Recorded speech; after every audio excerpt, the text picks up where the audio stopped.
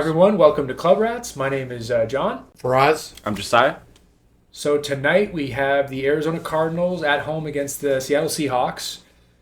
Seattle's up a touchdown in the fourth quarter with about 6 minutes to go. Been kind of a dud of a game so far. Kyler Murray really hasn't done much. He's looked kind of Besides this last run that it's not over yet. 40 yards, but but not much of a game to this point. But it's 7-point game in the fourth quarter, so Arizona has a chance. Welcome to the NFL. We'll start this off by recapping last week. I'm going to start with the Big Ten. Obviously, kind of the shocker, I thought, was the Illinois-Indiana game. That was only a 6-point spread. Massacre. I didn't bet the game, but before I picked Illinois, I kind of liked Illinois. I did not expect Indiana to win 63-10. That's pretty shocking. I don't know. I don't know what to say about that. I don't know if Illinois is a fraud or if Indiana's really good or if it's a little bit of both. We'll see. Another game. Wow, what did you guys think? I mean, I felt like that game, probably the best case scenario for Indiana, because a lot of people, especially after last year, didn't really have a lot of faith or confidence that they could come out of the gates this year and repeat a lot of the success that they had last year. And now they have a signature win, because I believe at the time Illinois was the higher ranked team. That was right? 19 versus 9. Yeah, Illinois was 9. Illinois was 9. Which I think they were probably a little inflated, overrated. but like at the same time, that's not Indiana's fault. Yeah.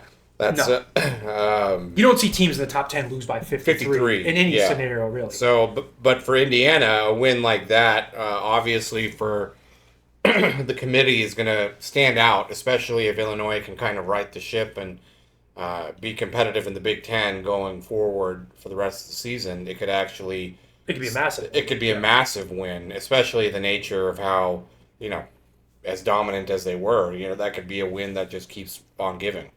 I agree. Yeah, that game, I mean, 63-10 on a 6-point spread. I did have them on a teaser, so I had plus 14.5 or whatever it was. I was like, oh, this is a good fucking bet. For them to get blown out by 53 points, I mean, no one could expect that. Like, that was just outrageous. That actually might be the second most surprising result of the weekend, though. But I'll drop that. It's an ACC game if you guys want to try to suss that. Clemson losing? No. Okay.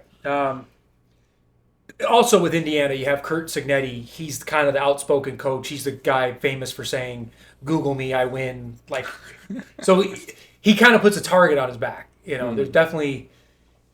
I'm for one like to see I want to see him lose. So, but I can't talk crap about Indiana. That was an impressive win. We're talking about Indiana football. It's two for the second year in a row. It's Indiana football. It's historically one of the worst programs in the history of college football. I mean, they're just not. He's got them. They're not a powerhouse. They're usually known for basketball, which they're terrible at basketball, and now they're good at football. They're kind of like UNLV in the Big Ten. It's weird. The next game in the Big Ten, I'm honestly going to go there. Michigan, Nebraska. I picked Nebraska last week. I wasn't confident on Michigan going on the road. I was completely wrong. The score wasn't really indicative of, if you watch the game, Michigan probably should have won that game by 10 to 17 points. Yeah. They gave up a Hail Mary before the half with 1 second to go. It was insane. It looked like they stopped playing. Well, and I'm saying coaching malpractice. To be fair, Michigan's head coach was suspended. We had Biff Poggi coaching, so he was, the interim head coach. So he kind of gave us those results a little bit. But nonetheless, Michigan dominated the line of scrimmage. They had 7 sacks. They rushed for 280 yards. They had 7 carries for 220 yards. When you run the ball like that in a football game, it's almost impossible to lose. So they dominated. What I would say, as a Michigan fan, the positive feedback from that game, if Michigan looks like, they're going to do what they do, you better, if you can't stop them from running the ball, they're going to obviously rely on that heavily. Underwood, for a true freshman, he didn't, if you look at the numbers, it didn't look flashy, but if you watch the game, he did just enough. He had a great run. He took care of the ball for the most part. He did have 1 fumble, but if you saw the atmosphere, Nebraska is a crazy place to play. It's a very difficult place to play. I have to say I'm impressed with an 18-year-old. Him going in there, he did his job. He didn't cost us the game. Michigan has a bye next week, so they get to kind of just lick their wounds and get ready for Wisconsin the week following that. What did you think of that game? Either of you guys, what do you guys think? You are wearing the shirt for us. Yeah. I mean, I thought it was expected result, so it's a good win. Especially, You picked Michigan, I think, right? I picked Yeah. Michigan, and to echo a lot of what you said about Underwood, I think that's probably the biggest tell or biggest thing to take away from a game like that is that you have a young quarterback who's getting reps. Right, this is he's coming into this Fourth college, start ever, second road start ever. right, Yeah. and Crazy. I don't know. going Nebraska's into like 80 to 90,000. a hostile seat Big arena. Ten, kind of environment, and that's a big result for him personally. Just for his development and his growth. So, I think Michigan. That's a good win for them, and it's a great win, just for the quarterback. I thought it was a huge win because it was on the road. I mean, we've said time and time again, Michigan can win on the road. That's Sharon Moore's second road win Yeah, ever, technically. and he wasn't even there. He'll get the I credit. know. But yeah, no, you're right. He was not there, but ever. The first one was Ohio State, so Yeah, and so them winning on the road was very telling. And like you already said, John, they should have won by more. They could have won There's it, a few things that were freak plays, right? That probably shouldn't have happened. taunting on fourth down that gave Nebraska another first down. They ended up getting a field goal on that. Exactly. We actually shut them down. They should have punted.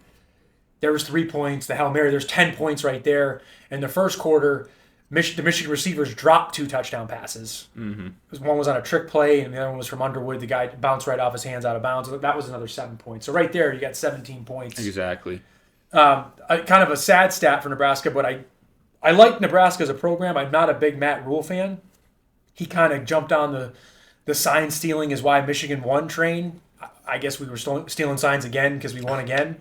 But Nebraska's lost 27 games in a row against top 25 opponents. When you look at them, they're top 10 all-time in wins. In the 90s, they were arguably the best team of the 90s or one of the best teams in the 90s. They won, I think, he missed it. That's big. They won 2 or 3 national championships. They beat Miami by 40 in the 90s in a national championship game. Now you see Nebraska, and it's kind of amazing this is what they've become. So Very UNLV-like. yeah, I don't think Nebraska, though, I was impressed with how they fought. They could have gave up in that game. I actually thought Riola, he does everything possible to try to be Mahomes, but he doesn't run like Mahomes. He wears the same glasses. He wears the same number. He does the same. But he does say he stretch doesn't want to before- be. But he does say he doesn't want to be compared to Mahomes. It's kind of weird, actually, in a way. It's very weird. It's kind of weird. He threw the ball well, though, at moments, I thought. Especially for being under pressure. 7 sacks. I mean, that's insane. Next game, Oregon State. We'll just go through this quickly. That was a massacre. Oregon beat them 41-7. They did not cover, but Oregon was clearly the class of the game. I don't know if you guys have anything on that. Not surprising. I watched this game on Friday. It was Friday, Iowa at Rutgers. I'm shocked Iowa scored 38 points. They, against another Big Ten team. They're usually one of the worst offensive teams in the Big Ten. For them to score 38 points on the road, I was impressed with that. They bounced back from losing to Iowa State, so we'll see what Iowa can do. They have a big game coming up this week against Indiana. Mm-hmm. So I definitely want to watch that game. Purdue Notre Dame. This was a must-win for Notre Dame. And they took care of business. They took care of business. They still gave up 30 points. So if I was a Notre Dame fan, they kind of pride themselves. Their coach is a defensive coordinator. He played defensive back, linebacker at Ohio State, so he's a defensive guy. To give up 30 points to Purdue was kind of surprising. They need to fix that. I don't know if you guys have anything on that. What were they? They were favored by? I think it was like 27.5. They were like right on the number, or maybe 24.5. I think they. I'm trying to remember. Either covered by a hook or you lost by a field goal. Gotcha. A game I want to go over. I know you're kind of going in order, but South Carolina. I know they didn't win that game against Missouri, but that was a hard fought game. Sellers looked good too, and they ended up losing by 9, so they covered because the line was 10.5, I believe. He was a game time decision. Yeah. We weren't sure if he was going to play because he got knocked out because of targeting. Targeting last week. Yeah. So not only did they cover the whole game, like I said, they ended up winning by 9, but the whole game, it was a toss-up game. South Carolina looked good, and I thought they were going to pull that one out. And that was a pretty entertaining game to watch. Got a big 4th down coming up here. This is probably the game. 4th and 4, yep. Let's just finish the Big Ten here. Yeah. Michigan State, USC. I wanted to watch that game because it's two future opponents of Michigan, and obviously USC this year looks somewhat improved. Yeah, 100%. I still want to see their defense against a powerhouse team. I want to see how they hold up. Michigan State was still able to score 31. Michigan State's defense is even worse than USC's. I thought it was a horribly unfair game for Michigan State. That was an 8 p.m. kick time in LA. So that's 11 o'clock for Michigan State. That's kind of crazy. I know everybody's a pro now, they're paid, but still, that's kind of wild. The logistics of that is that's crazy. That's kind of nuts. Like, you think they could have maybe played that game at 5 p.m., make it somewhat reasonable for Michigan State. A team we haven't covered yet. I mean, you haven't went to their conference yet. Clemson. Can we quickly talk about Clemson? What a nightmare program they have going on over there. They were already touted. Some people had them winning the championship this year. You know, they were preseason top 5, I think. And I think number 4. They were what? 5? I think they were up there. Top 10 for certain. They were minus 17. They were favored by 17 points. So they end up losing by what? They lost by like 17, 13, I think. God, and they actually 30-point swing. I didn't pay that close attention to it, but they actually kind of dominated the game. They just turned the ball over so much in the game. You can't turn the ball over. It's insane. In football, if you want to see who's going to determine who's going to win a game, look at the turnover margin. It always, not every instance, but more than not, that will determine the game. I guarantee if you look at this game, Arizona's got more turnovers than Seattle. And Arizona's driving to tie the game up. So what am I talking about? But yeah, that game went. Clemson looks bad. They're in trouble. They're at a crossroads. I put Dabo Swinney. He's in that category. Kind of how Saban was. Saban dominated like 5-10 years ago. Now that we've moved towards the NIL, and he's not a transfer portal guy. He's very adamant. He wants to recruit all his guys, and I just think in today's college football, anything college football, basketball, if you're going to turn your back on the transfer portal, you're probably not going to win. Michigan's best defensive player, Jesiah Barnum, we stole him from Maryland. He was on Maryland and he transferred to Michigan. He looks like a top 10 pick in the NFL draft right now. So you have to get guys in the transfer portal. It's like free agency in the NFL. If you just ignore every player and never pick up one guy, it's probably not going to work out well for you. You always got to look to acquire talent. Just to finish up the Big Ten, Maryland at Wisconsin. The only reason I want to talk about that game, Wisconsin is in total disarray. I thought Luke Fickell was a good hire. I thought he would actually have won there. He's kind of changed. He wants to run spread. Wisconsin's never been good with a spread offense. Barry Alvarez was their AD. He was their head coach for a long time. He always ran a pro-style defense, power run game, and it worked for him for years. They had some, Ron Dane, many great running backs that dominated the Big Ten for years, and now they're kind of this spread team, and it just looks, Wisconsin just doesn't look like Wisconsin. They were favored by 10 points, and Maryland killed them too. It was similar to the Syracuse and Clemson game, really. Like exactly. A big favorite. Evident too. Early on, you could tell they were in trouble in the game. It was bad. Somehow, some way, I had the other side in both those games. So I had Syracuse beating them outright. A big underdog I chose. And I had Maryland beating Wisconsin as well, and they were a big underdog. So I had a pretty good weekend betting with that. I mean, but watching that, just what a shutdown. What a letdown by both those teams. Yeah. And you haven't got to their conference yet, but Florida and Miami. We'll get there. Yeah. Last game, Washington State. The only reason I bring it up, Fernando's has a lot of family in Washington. That's the battle of the Apple Cup. Washington beat him 59-24. They have a massive game. I don't think they're going to win, but they are playing Ohio State this week. Yeah. Things get goofy in Washington. They have a crazy stadium. It's loud. It's right off the water there. I think it's right off the Puget Sound, I think it's called, in the Pacific Northwest. But that's not an easy place to play. And I pray to God if there is one. It's a road game, Rain in Seattle, because if it rains, the Buckeyes, they're going to be crying for a dome in Seattle, because that's what they do when the weather gets bad. Apparently, it doesn't have any bad weather in Ohio anymore. But that's it for the Big Ten. Do you guys have any more Big Ten preview stuff or post commentary from last week?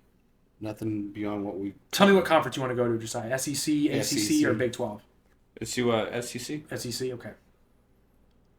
As they say in the SEC, it's the SEC with an E. Notre Dame at Arkansas, interesting game. I'm sorry, this is this week. Let's recap last week. I'm getting ahead of myself. You want to talk about Miami, Florida? Yeah, that was probably game of the week. And honestly, Miami, even though they won, they did not look great in that game. Like, I know they covered and they took care of business, but it was just like a ragtag type of game. I didn't feel like That guy had one pick, 17 for 30, 160 yards. Florida obviously just didn't come to play at all. Florida's offense is just, they don't have an offense. But based on their team that's about to enter transition, their head coach is going to get how bad Florida played. Miami should have won by 30 points.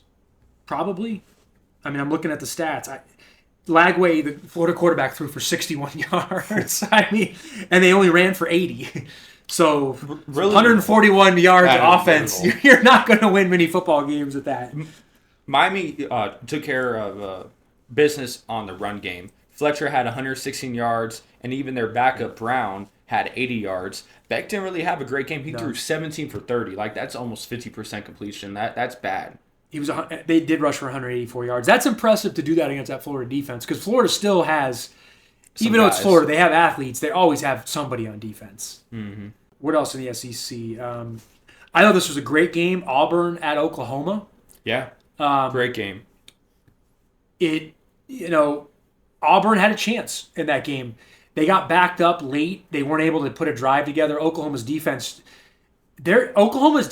I might make this statement, they might have the best defense in college football from what I've seen to this point. And that's saying something, because people are saying Texas has a great defense, Ohio State has a great defense. So for you to say Oklahoma has, is up there like that, that's a lot. The Jackson Arnold Bowl. Now, crazy thing about Oklahoma, if you guys don't know, Mateer has a broken bone in his hand. He's going to miss a month, which is massive. That's Fernando's guy. Fernando loves him. It's crazy because when Michigan played at Oklahoma, all the Michigan fans were screaming, "Why didn't we run Underwood?" Underwood didn't have one run in that game, and the coach said, "We're trying to protect him." And it's like, we want to win, but it kind of does make sense. Even though we lost that game, we might have lost the battle, but I think we might have won the war. I'd probably rather be Michigan right now and have our quarterback for October. And they're not going to have their quarterback for the whole month of October in the SEC. That's going to be tough to win those games with the backup. That's a major problem for them. With that game, though, Auburn did cover. They did. They were, I think, plus 6.5, and so they did cover. But no, Oklahoma covered. How much they won by? 24-17. They got a safety. What's the line? 6.5? Yes. It was 6 or 6.5. They covered. Got you. That was a sick. It was a sick cover. They got the ball. That's what I'm saying. They had the ball. I was thinking Auburn was going to drive down, score the game-winning touchdown. Oh, I live bet them at 7.5. So that's a great bet. Yeah, I won by a hook. But the number was like 6.5. I'm like, this is an easy cover. They're gonna cover, and then they went from starting at like the 35, sack, penalty, sack. He ends up fumbling the ball on fourth down in the end zone. They get a safety. You cover. It's one of the worst beats ever. I mean, Sam Houston, Texas. I didn't like how Arch stood over the guy after he ran in. Like, you're beating up like very inferior competition. I want to say, Arch, what did you do against Ohio State? Like, that was your big game. You didn't do anything in the game. UNLV beat Sam Houston. I mean, come on. Like, what are you doing? This gives him confidence, because he's playing better, I guess. So far, he hasn't looked like he's been playing with confidence. It looks like they're kind of protecting him to a certain extent. This was his confidence game, clearly. I will say this, though. They showed his stats through the same amount of games, and they compared it to Eli and Peyton when they were in college, and he's like almost right on par with them. Wow. It's not that far off. Eli had 14 touchdowns, 1 pick. Peyton had like 14 and 3. Arch is like 15 and 5. And the yards are almost the same. So it's right there. He is young. Everybody in football, we're all prisoners of this. You can't live in the moment. The last game is not the results. Like, I just watched the Lions get destroyed by the Packers in week 1. Like, the season's over, they're done. They go into Baltimore, kill Baltimore, and then Green Bay loses to the Browns. It doesn't. It just, you can't. It's football, so you can't get too emotional about it. To finish the SEC off here, do you want to talk about South Carolina, Missouri, Jesiah? Yeah. Oh, we got a ball game. So they just tied it up. Football's so stupid. And this is a game Arizona's been totally dominated in until the last fourth quarter. 7 minutes. Yeah. 8 minutes. I think you should go for 2. Just win it right here. Fuck it. The line was 1. I told you, John. This is why I didn't bet the game pregame. Because this game did make sense to me. Like, Are you glad you didn't bet the 10? I did bet it. I loser. I got a can't fucking win loser. now. There's no way you it's can a win. loser. It's okay. Because I should have stuck with my gut because I was like, the -1 doesn't make sense to me. It did. Well, look. No, I mean, you said it. So we're Watch probably them going to miss. overtime. That would have been wild if we missed. Anyway, yeah. Missouri, South to the Carolina. South Carolina game. Sellers look good. I did miss the fourth quarter when they ended up losing this game, essentially. But Sellers threw for over 300 yards, 2 touchdowns, no interceptions. What a turnout. From going game time decision, probably not going to play. He has best game to of the season so far. Turning up. And he is played great. He is projected by, like, kind of as the number 1 pick right now. He's looking good. Physically, he's got it. You know, he's got to work on his pocket presence a little bit, but he's got everything you want. Again, there wasn't much else to say besides what I already said. The whole game was a neck-and-neck game. I know South Carolina ended up losing, but it was a good game, and they covered. They were -10. Missouri is 4-0. Good for them, right? I don't really have much to say about Missouri. Maybe they should have won by more. Their QB didn't look great. Their running back, Hardy, ran for 138 yards. That's the game. Missouri, I do think, God, the SEC East, they got to go through Georgia, Tennessee. I think they could beat Georgia. You think so?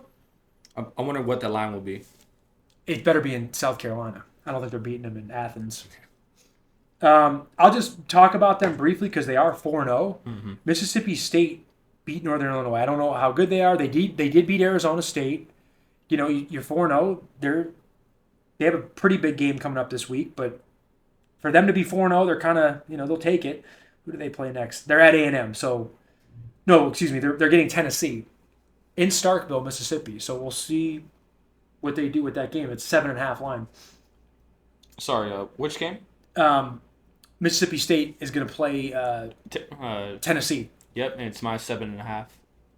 Tennessee -7.5. Really? I mean, Ole Miss beat Tulane. LSU beat Southeast Louisiana. There's not really much to say about these games. Vanderbilt beat Georgia State 70-21.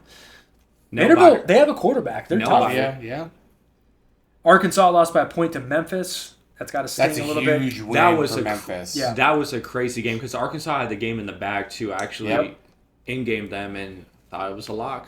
Memphis, with a bad that win, that's probably... They're 4-0 too. Memphis is 4-0 by the way. That probably puts Memphis in the driver's seat for the... They're in the American Conference? yeah. AAC? Yeah. Yes, that puts them in the driver's seat for that Group 5 playoff No, if they go right now. And yeah, they don't have their... Exactly, they're playing the American Conference schedule, so they go undefeated. They're making the playoff. They're making the playoffs. Yeah, so that's a possible playoff team right there. Side note, for this to be a game, it really is unbelievable. It is unbelievable. Their team... But when that idiot, when they called that holding call, that was the game. That was huge because that would have been a touchdown. The game would be over right now. That was a massive call. Yeah, that took 4 points off the board. Mm-hmm. Well, Seattle might pull this out anyway. I think they're in Cardinal territory. They were like booing them.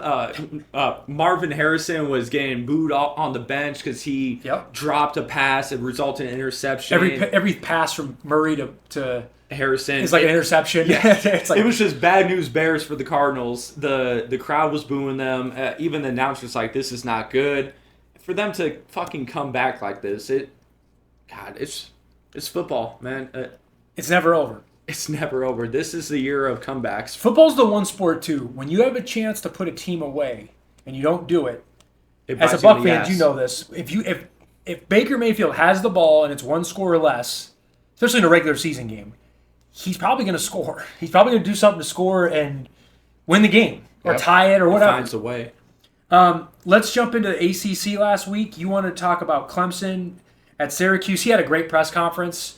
He's like, what are they going to do? Fire me? I've won national championships here. He kind of was getting a little cocky, which they're not going to fire him. Of course not. They owe him a lot of money, too.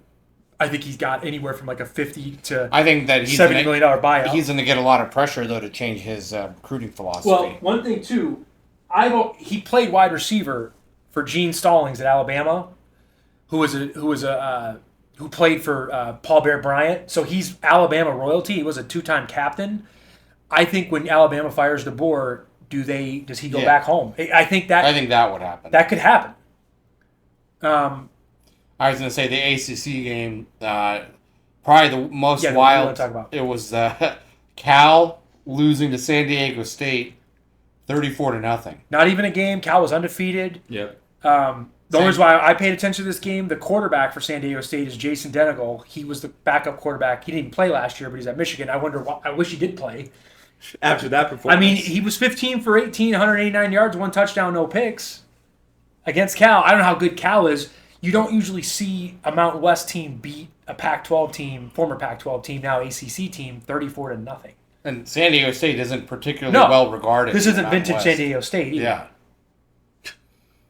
So that's why it's pretty wild. I mean, this is a story that just keeps, they just keep throwing dirt on Belichick. They lost 34-9 to UCF. He doesn't have any players. his girlfriend or wife, whatever she is, was on the field.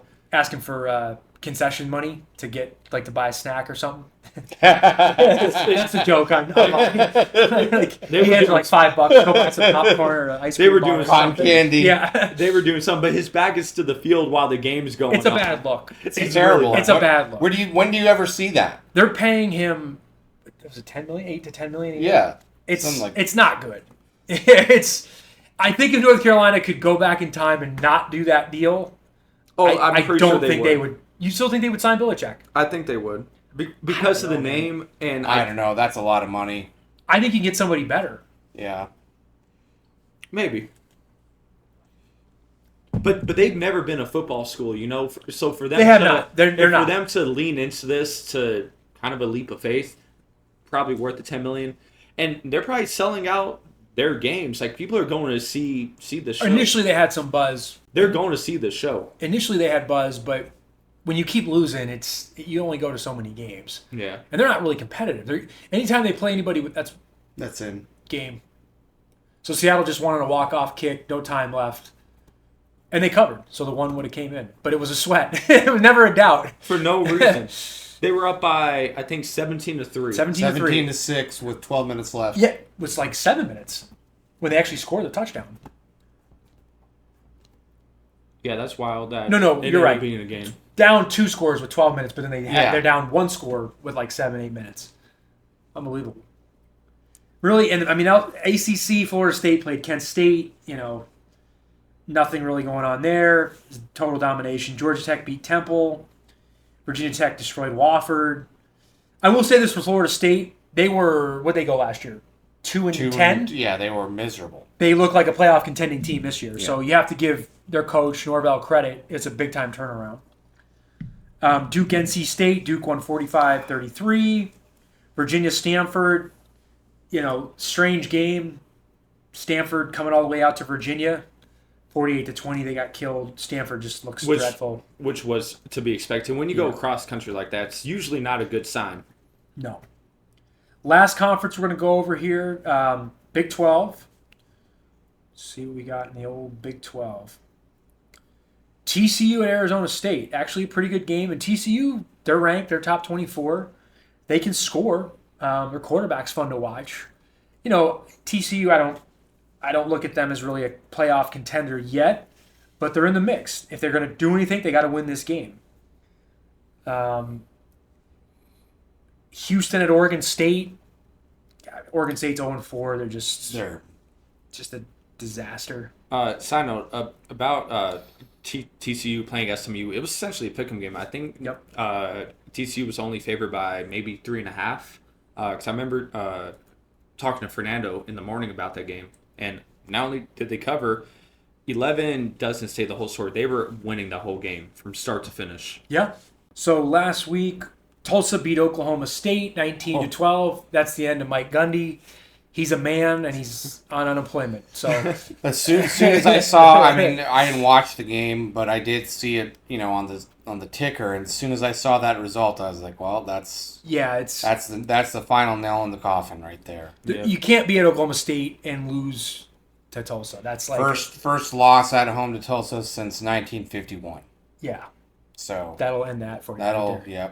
He wasn't all I along. have to say about that. He actually won a lot there too. That I thought they might give him the year, but like you were saying before the show, he hasn't won against a Power 5 team an FBS team. An FBS, you can't win a game. Yeah, so I think it's been I don't know what you do. 11 games, something like that. And it's not like Oklahoma State is like the worst program. You could at least go 500. I mean, certainly. Mm-hmm. Texas Tech, I was shocked by this. They took Utah apart. I didn't see that coming. The spread was much closer. Yeah. Fernando was big on Texas Tech. I'll give him his credit. He was 100% right. Yeah, we both had that game. We were on the phone pretty much the whole morning talking about that game. Texas Tech was getting 3.5 in that game, and they won 34-10. Yep. Great underdog play. UCF, North Carolina. I'm sorry, UCF is in the Big 12. But they should probably be in the ACC. Makes a lot of sense. It's just none of that's why I was like, the ACC game. It's a regional showdown between Atlantic Coast powers, California and San Diego. College football, from when I was a kid in my childhood, that is dead. Does not exist anymore. Yeah. It is a pure pay-for-play sport. If you're a program with money, you can contend. Get the best players. If you don't, you just kind of get brushed off to the wayside. I mean, there's nothing there for you. Colorado beat Wyoming, so Dion, he gets to live to fight another day. He's 2-2. BYU beat East Carolina. Mm-hmm. Arizona State beat Baylor. Kansas beat West Virginia 41-10. Shout out Rich Rodriguez. He finally got his win against Pitt last week. It only took him 20 years. That's it for the Big 12. I mean, the Big 12, I think this comes down to clearly Iowa State and Texas Tech. Pretty much. You can't count out TCU. They're still in the mix. But I would say of the Power 5, I would have the Big 12 as the fourth best. I would say so, too. I think Miami, Florida State I would put them on a higher tier. Coming into the season, I would have had the ACC as last, but I think that, you'd have to give Miami and Florida State their flowers. I agree. Georgia Tech is still undefeated in the ACC, too. Yeah. I mean, I don't think they're going to win it, but I'm talking about it comparatively to the Big 12. Top to bottom. All right, so now let's preview. Well, there's one more game. What's that? The biggest game of the week. Oh. UNLV. Oh, yeah. We got it. Yeah, we can talk about it. Taking out Miami of Ohio. In reality, they shouldn't have been. It should not have been a They game. stole victory. That was a sick game. They stole victory from the jaws of defeat. That was a game that UNLV trailed wire to wire until 18 seconds left when they stormed from behind and took the lead in the fourth. For the game to even be close to that point was even a fairy tale in its own doing. The QB got hurt. Y'all took him out. We took him out. Yeah. It looked like there was a hit on him. He got fucked up. So he got out the game. What was that, the third quarter? Yeah, but second half. Early in the third, which allowed UNLV to come back in that game from the jump. What, they were down 18 points, right? I think 3 scores. 18. To be fair, though, UNLV, what were they, a 1.5 point favorite? 2.5? 2.5. They were going all the way to Oxford, Ohio. That's a big trip. And Miami, Ohio is not bad. So No. And we're UNLV fans. We can't.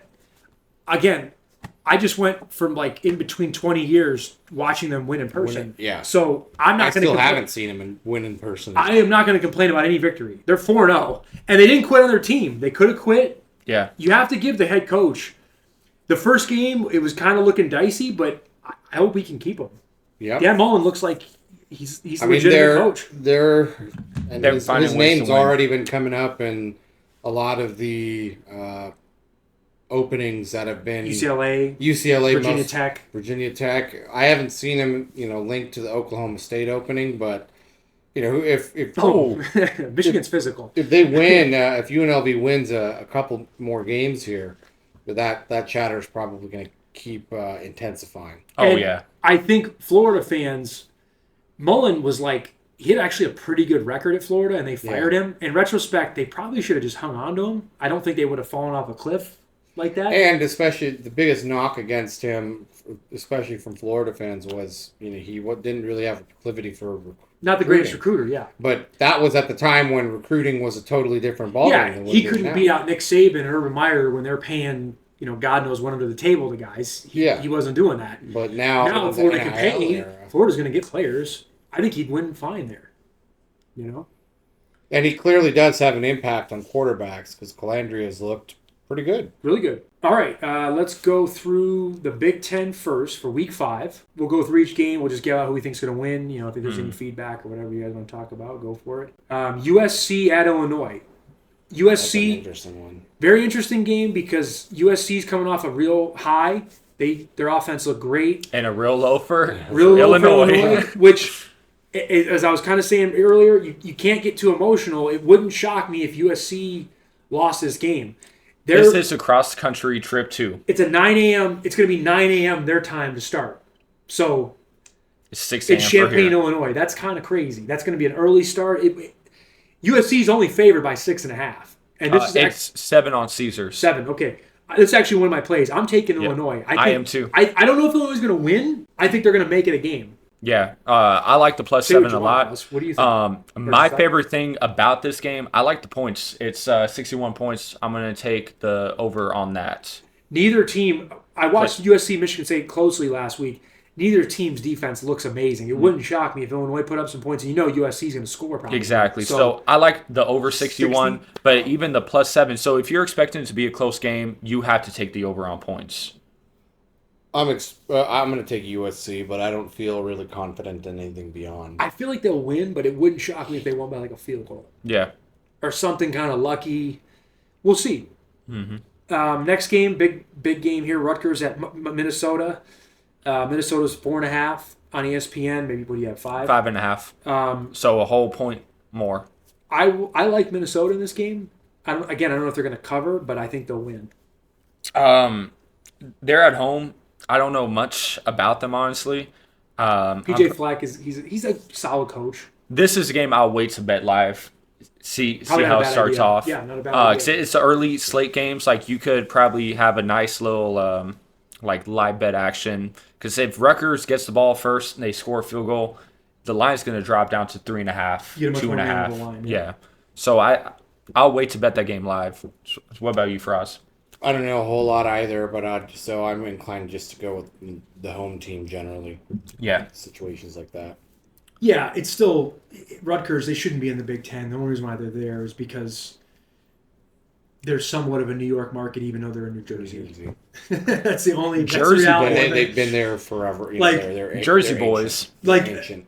one of my favorite comics, Artie Lang, he would say, "Good luck to Rutgers playing against at Columbus and at Ann Arbor. Like you're not going to win. You're any set of those for failure. games. I mean, go to Penn State. Good luck. Like Yeah. you're probably not winning that game more than not. Next, this is a fascinating game. I really want to watch this game. Mm-hmm. Ohio State at Washington. This is my second play. I am going to bet Ohio State. It wouldn't shock me though if they had trouble in this game. Washington is a brutal, brutal place to play. Jed Fish is a great coach. I think he's a better coach than Ryan Day, which is people will look at you like you're crazy saying that, but when you look at the resources Ohio State has, the money they have behind it, they spent $20 million on the roster. They're set last up year. for greatness. I mean, they don't necessarily need Nuke Rockne to coach them to win these games. So every game Ohio State's in, they have a talent advantage. Mm-hmm. Definitely. For the most part, except maybe when they play against a Penn State or Washington's Michigan. not bad. No, Washington's Find- a perimeter team. They're not great with their offensive line and their defensive line, but they have a great secondary. I want to see them cover the Ohio State wide receivers. Yeah. And Sand is a young quarterback. This will be the hardest venue he's ever played in. It wouldn't shock me if he had a couple picks or he didn't have a great game. I want to see how he responds. Yeah, so it's a 8-point line, and the total points is 51.5. So they're even expecting this game to be kind of high scoring. Yeah. I'm rooting, obviously, for Washington, but I will bet Ohio State in that game. On this, I wrote down I That's like a the touchdown. points. He drops. Yeah. We have the worst receivers I've ever seen. Michigan, I'm talking about. They're terrible. Yeah. Zavada's back. Yep. Coach Johnson always goes, Zavada! After he makes a kick. That's your He boy. had a 56-yarder in this freaking snake pit. That's tough. Yeah. So with this game too, I also have the over on points in this game. I like the 51? 51.5. Okay. The spread is kind of funky to me. It being more than a touchdown is kind of It's a weird it's line, sketching right? me out. It's kind of saying, like, we don't trust... Ohio State to State- blow them out, but they should win. Because 7 is... I mean, you're That's saying, right. That's about right. but they're basically saying they're going to win by a touchdown. That's what they're saying. More than a touchdown. Well, 8. Yeah, I know. If it was an even 7, I'd take Ohio. To me, that the book is saying they don't really know. Yeah. He ran 21.3 miles per hour on that play. Yeah. Running like a gazelle. Haynes on the He next should run. hold his breath next time. Haynes ran 21.5 miles per hour. Faraz. It's Grease Lightning right there. I was going to take Washington just to be, I a little want different. Washington so bad to win that game. Nothing would make me happy. And I feel like I'm wearing a Michigan shirt right now. I feel like I can't take Ohio State. Yeah. It's like you said, John. If there is a God, hopefully he makes it We rain. need rain in Seattle. we need Bad rain weather at will noon. if it gets windy in there, it is a brutal place to play. Do they really argue about not playing in a dome that often? Like everywhere should be a dome? No, I'm just making fun of Ohio State because when Michigan beat them in 2021, it snowed, and they said, "Oh, it snowed, and we had the flu." And it's like, guys, Michigan and Ohio State have been playing in November for 100 years. It's always been cold. That ref's name was Cole Knippel. Yeah. He I has have to a be feeling related. he has to be related to Khan. Yeah. Probably. God. Are we done with the Ohio State? Yeah, Okay, yeah. But that's a game we should watch. That's a game you want to watch, a college football fan. There could be an upset there. That's an upsettable type game. What's the FPI on it? So ESPN's FPI has it as a 68.8% to Ohio State, 31.2 to Washington. So it's not It's not a gimme. it's not a gimme. No, Ohio State, they don't want to turn the ball over in that game. They need to play a clean football game to win that game. This is another great game. Yep. At 12:30, Indiana at Iowa. Indiana, everybody's running around. Indiana's going to win the national championship, greatest team ever. Iowa can humble you. If you're not ready to play against Iowa, they can make it an ugly game. It can be a defensive game, punting, field goals. Iowa's going to want to slow that game down. I don't know if Iowa has enough offense to hang in that game. Indy is on a high, too, from blowing out Illinois. I've seen better teams. I've seen great teams going to Iowa and lose. I've seen great Ohio State teams. I've seen great Michigan teams go in there and get beat. But I've another seen Penn weird State line. go in there and lose. But another weird line. 8. I'm taking Iowa in that game. That's my upset pick. Yeah. I'm going to take Iowa. I'll go with Iowa, but I also just wanted to confirm that Cole Knippel Yes. is the uncle of Khan. Of Con. Amazing. Yeah. From Milwaukee. That's amazing. Wisconsin boy. What do you like Iowa for us? Yeah, I was going to take Iowa. I do like the points in that. The +8, because it's going to be a grinded out type of game. I don't think Indiana has the same success they had against Illinois. They muscled Illinois. Like they just ran the ball. Illinois down the doesn't throat. play defense at all. Yeah. So Indiana was able to just toss that up. It was embarrassing. It was bad. I don't think it's going to get run up. Let me say this. If Indiana does what they did against Illinois to Iowa, then I will start believing in Indiana. I actually might put him as a possible Big Ten contender, which is amazing to say. Because Ohio State, I'm bagging on Ryan Day. He does not lose Big Ten games. The only team he's ever lost to in the Big Ten is Michigan. He's never lost to another team. Yeah. Think about that, Faraz. That is crazy. He's 1-4 against Michigan. All 4 Big Ten losses are to Michigan. That's pretty. That's not true. He lost to Oregon last year by a point. That was Yeah. In the first. But losing at Oregon by a point. That's, And that's a game that they probably should have won the game. That was a game with Yeah. controversy. Yes. Yeah. The quarterback kind of ran the clock. He didn't. Yeah. They could have easily won that game. They lost by a point to Oregon. There's no shame in that, losing that game. This is the toilet bowl, UCLA at Northwestern. I mean, great two of the best academic institutions in the United States of America, without question. They're just not the best at football. I'm going to go Beautiful campuses. both great campuses. Northwestern's makeshift stadium they have off the That lake. was sick. I think they should build their they should permanent build- stadium right yeah. there. It is really cool. Actually. Yeah. Really cool stadium. I remember I was watching last season. This is a big. I thought he was going to go there for a minute. I'm picking Northwestern. ESPN has it -6.5. Yeah, UCLA. that's what it is. They just fired their D coordinator. Who did? UCLA. Oh, they fired their head coach. Yeah. But so Yeah. if you're on an interim D coordinator now too, UCLA is just a they're complete just disarray. disarray. They They're might- gonna go winless. People are saying that might be one of the worst jobs in the United States I don't think for college so. football. I still would. I think that's a little much. That's a little much. But it's not a great job. It isn't. But at the end of the day, They don't spend. you're still. Chip Kelly said, "I will leave. I'm giving my job away to just go be a coordinator at Ohio State." Well, that's a little different too. I think money has a lot to do with it, but also, I think also the responsibilities of a head coach versus what the portal is now. I think Chip Kelly wanted to get back in the NFL, which he is. He's killing the Raiders now. So thank you, Chip, as the Raiders offensive coordinator. So yeah, it all comes full circle for us. But yeah, I just Who do you go? UCLA is probably. I'd be shocked if they win a game. That's still a big trip to go across. They're flying to Chicago. That's a brutal trip. There's no inclination, and they're only favored by 6.5. I love the line. I'm going to take Northwestern. I love the line. Okay, this is the next game. Probably, arguably, the best. Could be in the category of potentially the best game of college football this year. Oregon at Penn State for a night game. That's going to be a whiteout.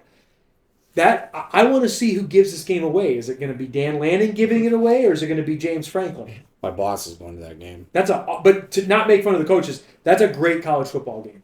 It is a great game. Penn State's minus 3.5. Look at here. This is where he goes 21.5 miles per hour at 23.5. Think he's in a cramp? We paid him in Alabama. He's Alabama running back. 3.5. Oof. Nice tackle. I'm going to take Penn State in this. Again, it's cross country. Oregon just never covers for me. Every time I bet them, they never cover for me, and I'm going to go against the grain on this one because usually Oregon is such a huge favorite against so many teams, right? I think Penn State's going to take care of business. I'm going Penn State because James Franklin eventually is going to have to win one of these big games. So eventually, one of these predictions he does lose a lot from it. Yeah, he does. One of these predictions is going to eventually you have to go. I can't do it. I'm going to go with Oregon, and I don't like Aller. I don't think Aller's any good. Yes, UCLA parted ways with their D coordinator. Boom!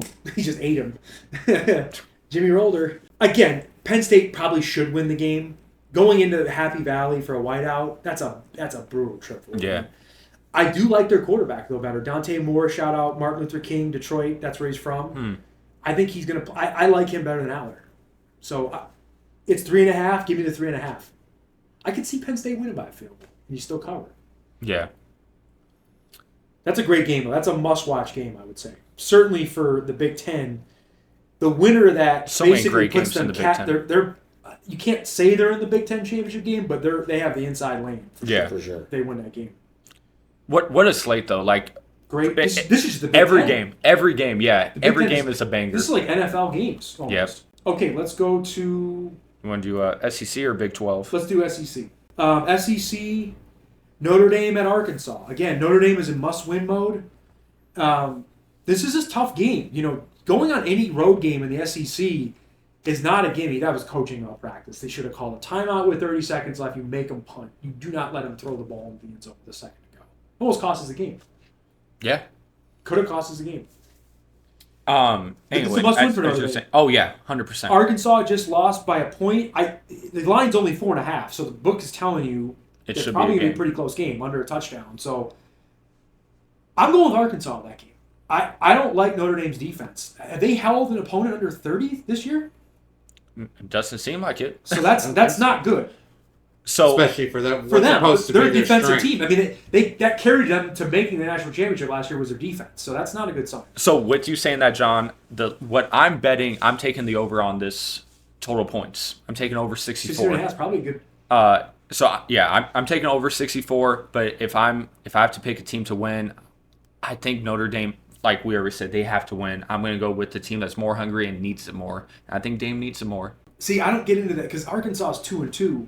They just lost to Memphis. And Pittman needs to save his job. Yeah, if you're the head coach, let's beat Notre Dame. But he's going to save his job if he wins that game. That Memphis loss, because it was on the early slate of games, they collapsed that game.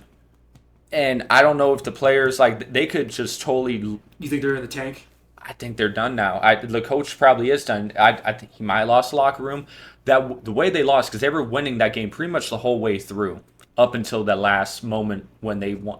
I think they scored that touchdown with a minute to go in the game, and then that was the game. Well, we're going to see what he's made of. I mean, this is how does a team respond? Yeah. So, next game, this is actually kind of an underrated game. Utah State at Vanderbilt. Utah State's 3-1. I mean, Vanderbilt's a 23.5-point favorite, but 5 years ago, you would have said this could be anybody's game. I'm going to go with Vanderbilt. I do like their quarterback. Gotta go with Vanderbilt. Yeah, I like the points on this. Whenever you get these good teams with these high point spreads, I like to put them on teasers and alternate the spreads down by 6 to 7 points to get a more favorable line. But I like the 22.5 by Bander. What about you, Frost? I took Vanderbilt. Yeah, Okay, another again. this is a great game. I would put this game just the slot below Penn State and Oregon, but LSU at Ole Miss. That's Brian Kelly versus what's the Ole Miss coach? Lane Kiffin. That, I mean, one of the press conferences is going to be gold after. Whoever loses, that's going to be a great press conference. Lane Kiffin's daughter is dating an LSU football player. I saw that. So that's kind of, you got some family, I don't know, whatever you want to call that, but that should be a good game. I'm going with Ole Miss. We got some family affairs. I'm not a Brian Kelly guy. I think Ole Miss gets this one done. Also, at the time, LSU beating Clemson looked like a great win, but in retrospect, it's not that impressive of a win. They did still have to go to Clemson and They win. did, and Clemson was playing for everything, so you can't totally take it away. But it's still, this is not a vintage Clemson team. So I'm going Ole Miss. How is Ole Miss's defense? They usually never have a good defense. Lane Kiffin, that's kind of always been his struggle. I mean, you see the spread. I see 57.5 on ESPN, so there's going to be some points. Yeah. I like... it's pretty funny that Yeah. his defense is his weakness coming... And his dad was one of the greatest defensive coordinators ever. That's funny. What was he played for the Buccaneers? Yeah. What was his dad's name? Monty Kiffin. Again, I hate to just keep pounding the over on points, but I like the points in this. Nussmeier's going to throw the ball. I like the 56.5. What do you guys like as far as the sides, LSU or Ole Miss? I think you have a good... 56-yarder. Boom. So since LSU is the underdog, I like them on a money line. And we're talking 1.5 spread. Yeah. So this is basically a pick 'em game. So when it is pick 'em games like this, you should take the underdog pick for value. So that's why I'm going to pick. ESPN Analytics has it a 73 to 27%. Ole Miss is the favorite. Wow. So that's... If it's such You can't look at those. No. Though. They've had That's Ohio wild. State as a favorite against Michigan every year. And it doesn't Yeah. happen. So you can't totally look at that. Next game, which will be a good game. Auburn at A&M. Mm-hmm. That's another underrated game. I know Auburn lost, but losing to Oklahoma, I mean, it's not a terrible... They lost by a touchdown on the road. Yeah. This is a big game for the SEC. I would say if Auburn loses, they're done. Their season's over. That's 2 SEC losses. You'd have to say they're done in the West. Yep. To 2 SEC West opponents. Obviously, for A&M, if they win, they already have the win against Notre Dame. You got to start looking at A&M as a real, Real SEC deal. championship contender at that point. I'm gonna go A&M in the game. Same here. I'm not confident, but I guess that's. I hate when we all agree, but yeah, I like them by a touchdown. Yeah. I like them. I like A&M by a touchdown. Minus 6.5. That's why I wrote down my little paper. Next game, this is another underrated game. Tennessee at Mississippi State. I would put Tennessee in the same boat as Auburn. They better win this game. If they lose, that's 2 SEC losses. And Mississippi State's undefeated. Again, I don't think they're going to win the West, but if they're sitting there at 5-0, they will be ranked next week. Yeah. And especially if they beat Tennessee at home. So I'm gonna go Tennessee in that. I'll lay the 7. Yeah, they're losing their first game. Mississippi State. Yeah, I think they're losing. I got Tennessee. I don't know about the spread. 7.5 scares me. If it was 6.5, I'll take. It's a weird that. line. That hook scares me. You can make a money line ticket and have them. I just like them on the money line or have them on the teaser. What about you, Faraz? Well, you're gonna hate this, but we're all agreeing. We're all agreeing again. We have a tendency to lose when we all agree. Yes, so Mississippi State. Bet Bobby Boucher and the Mud Dogs. It's high quality H2O. That's what Mississippi State always like. Yeah. They're basically, even though it was in Louisiana, but it's very Mississippi State. Yeah. I don't know why they call it Stark Vegas. They go crazy. They have a cowbell there. What's that? They call Starksville Stark Vegas. Their fans. It's it's a really hard place to play. Yeah. It wouldn't shock me if Tennessee lost that game. Going to Starkville is tough. It's not an easy place to play. That's the thing about college football that I do love. Home fields matter. All these kind of programs you don't think about, they have like their traditions and cool things about them. If you ever had time to if you could go to a game like this, it would be a great college football game to watch. Okay, now this has billing right there with, I would put it on par with Penn State and Oregon. Alabama at Georgia. Yep.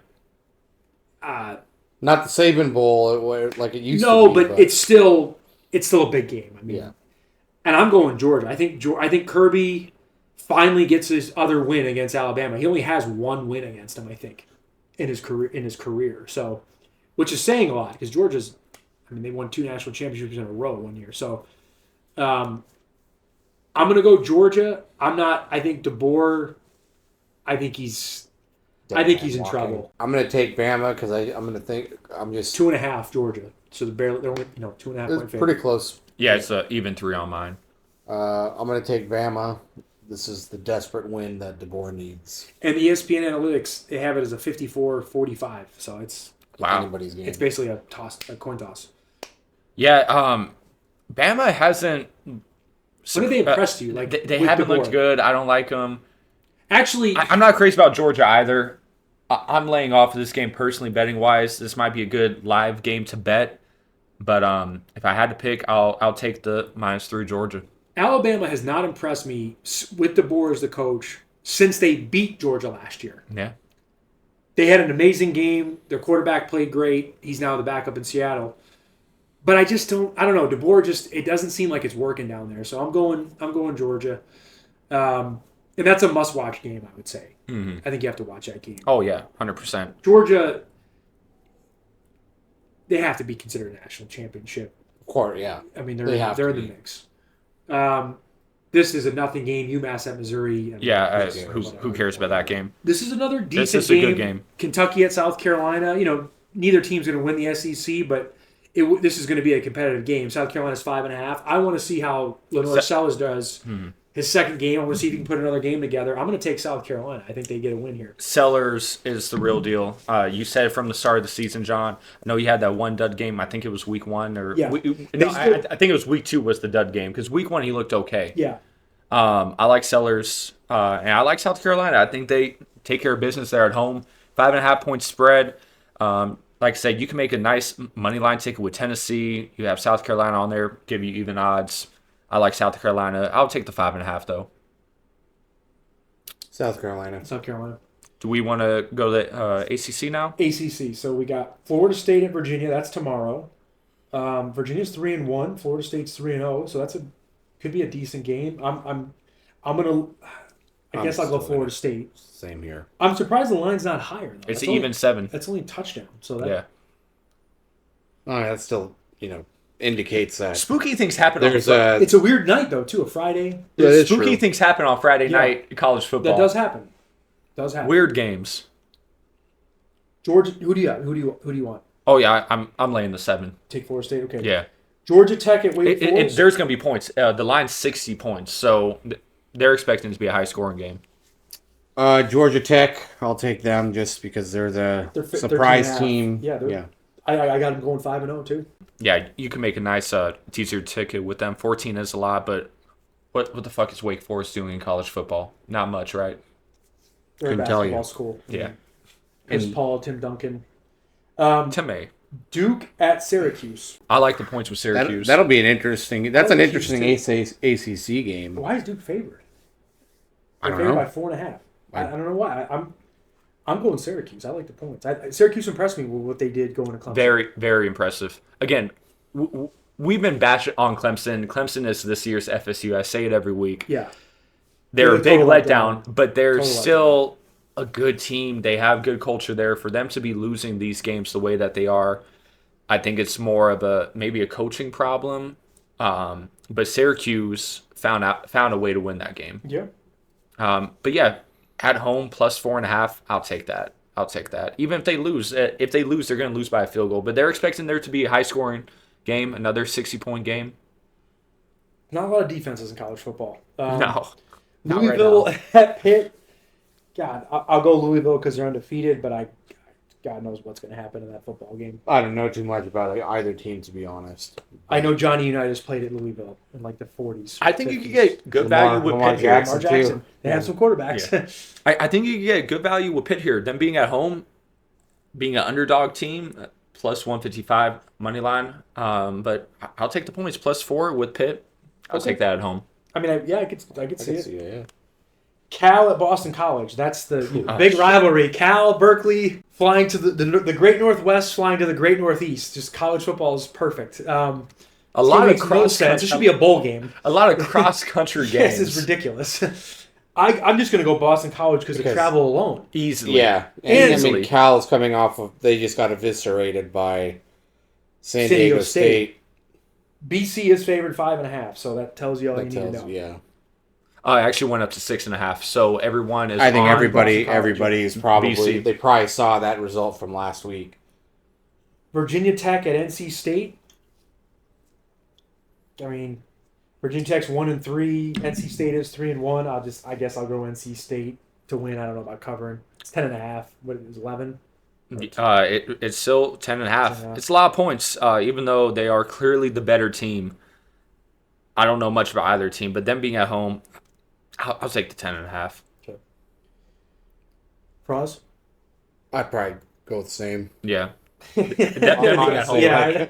San Jose State at Stanford. What a game. Jesus. It's another. Let's just not even answer. San Jose. No, real quick. San Jose was favored by, I believe, 14 points last week.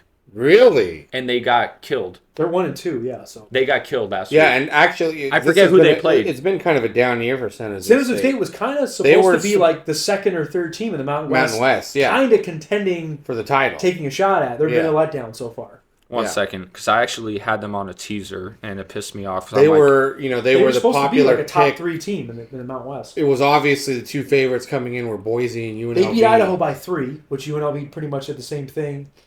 They lost to Texas 38-7, and Central Michigan beat them 16-14. That's a big result. And I watched Michigan beat Central 63-3. So that's a bad loss. Central went to San Jose State and beat them. San Jose. That's a bad loss. San Jose was favored by 14 points against Idaho, and they only won by 3. And they were at San Jose, and they. Well, that's the same team UNLV barely. Yes, Idaho might have some players. I'm going Stanford. I'm going Stanford. Fuck San Jose. I mean, I think you just have to, just from the talent base has to be better at Stanford. Big 12. This is a good game. TCU at Arizona State. I'm going to go TCU. This is a good game. I'll get I like getting 3.5 on the road. I'm going Arizona State. You're probably right. They're probably going to win the game. Exactly what you said, John. That half a point matters. That hook matters, and ASU should win by a field goal. I don't see them win by more than that, but I'll lay the 3.5. I like the plus 3.5. Houston and Oregon State. I'm taking Houston. Oregon State's been miserable this year. Yeah. So. Houston. This one's probably a lock. Oregon State's the son without a family. Like everybody left them in the Pac-12. Oregon left them. They're just. What do they do? It's funny because their whole thing, this whole rebellion against the Mountain West was because Oregon State and Washington State kind of felt like they were too good. It's like, dude, I don't think you'd win the Mountain West this year. Yeah, like they wouldn't. No. They were in the Mountain West last year and they didn't. Yeah. So it's. Why don't they just come to the Mountain West and just call it a day? Because what is the Pac-12 going to be? Does anybody know? Yeah, the Pac-12 actually is going to be pretty as a conference. Because aren't they taking some Mountain West teams? They're taking a vast majority of the good teams outside of UNLV, really. Why doesn't UNLV just bite the bullet and go to the Pac-12? The Mountain West offered them. What a hit! Targeting. They call it targeting. They call it targeting. Really? They did not uphold it.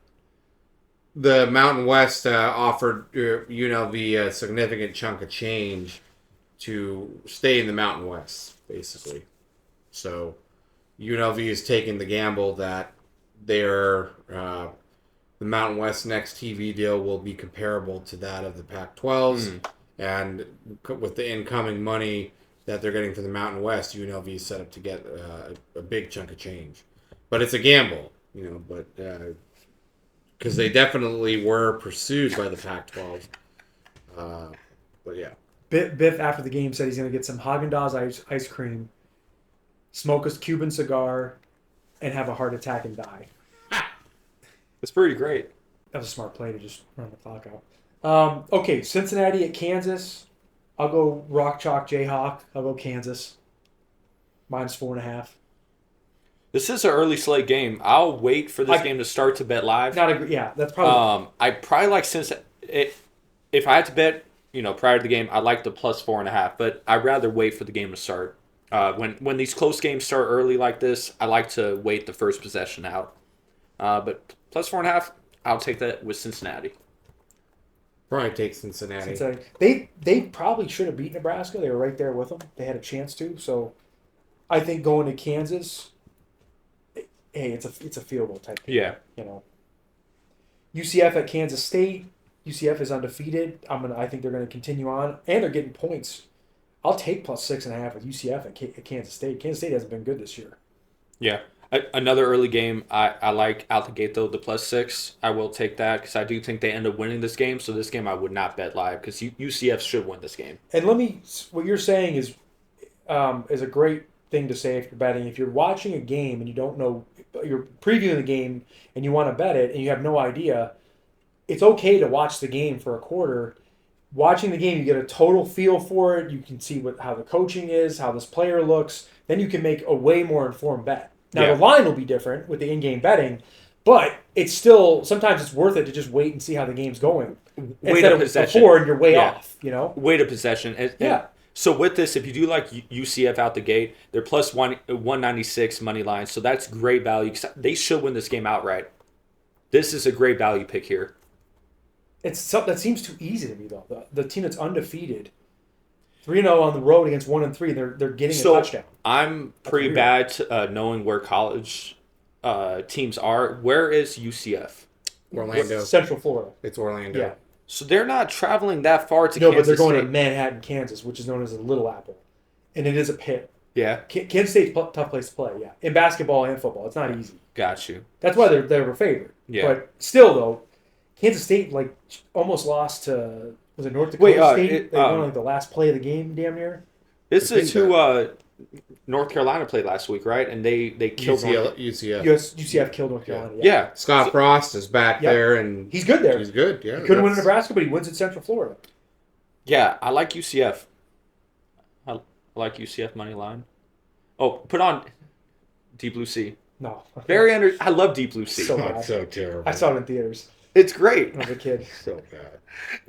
When LL Cool J is in his kitchen and he's lighting light, he's like, "You ate my bird." So bad. He throws the lighter. It was Have for you the seen- time. It was good though. When I first saw it as a kid, I liked it. It holds up. No, does it not holds hold up. up. It holds up It very does not well. hold up. Have you or Billy watched the War of the Worlds movie? No. Billy might have. I refuse to. I'm kind of. I thought it would be one of those experiences that it looks so bad that you have to. It's like just Because it's it's so bad that it's good. So I don't think I could do it.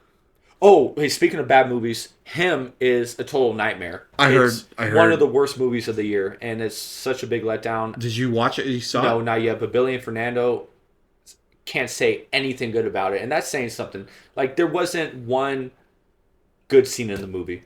I heard Marlon Wayans did great as like being serious and like Supposed to be a So it sociopath. wasn't better than Above the Rim that he's in. two totally different movies. But no, it's awful. It's rated like 29%, but every day I look, it keeps going lower I and thought lower. it looked bad. I thought it looked great. I was excited for I the thought it nonsense of Him. I was ready for it. Jordan Peele got bad publicity for it because he is a producer of the film, but a lot of people thought he directed it or wrote it when he is just a producer of it. Yeah. But what a letdown of a film. If I would have saw that opening night, like a Thursday night, instead of doing the podcast, going to see that movie, I would have been pissed. I know, Billy.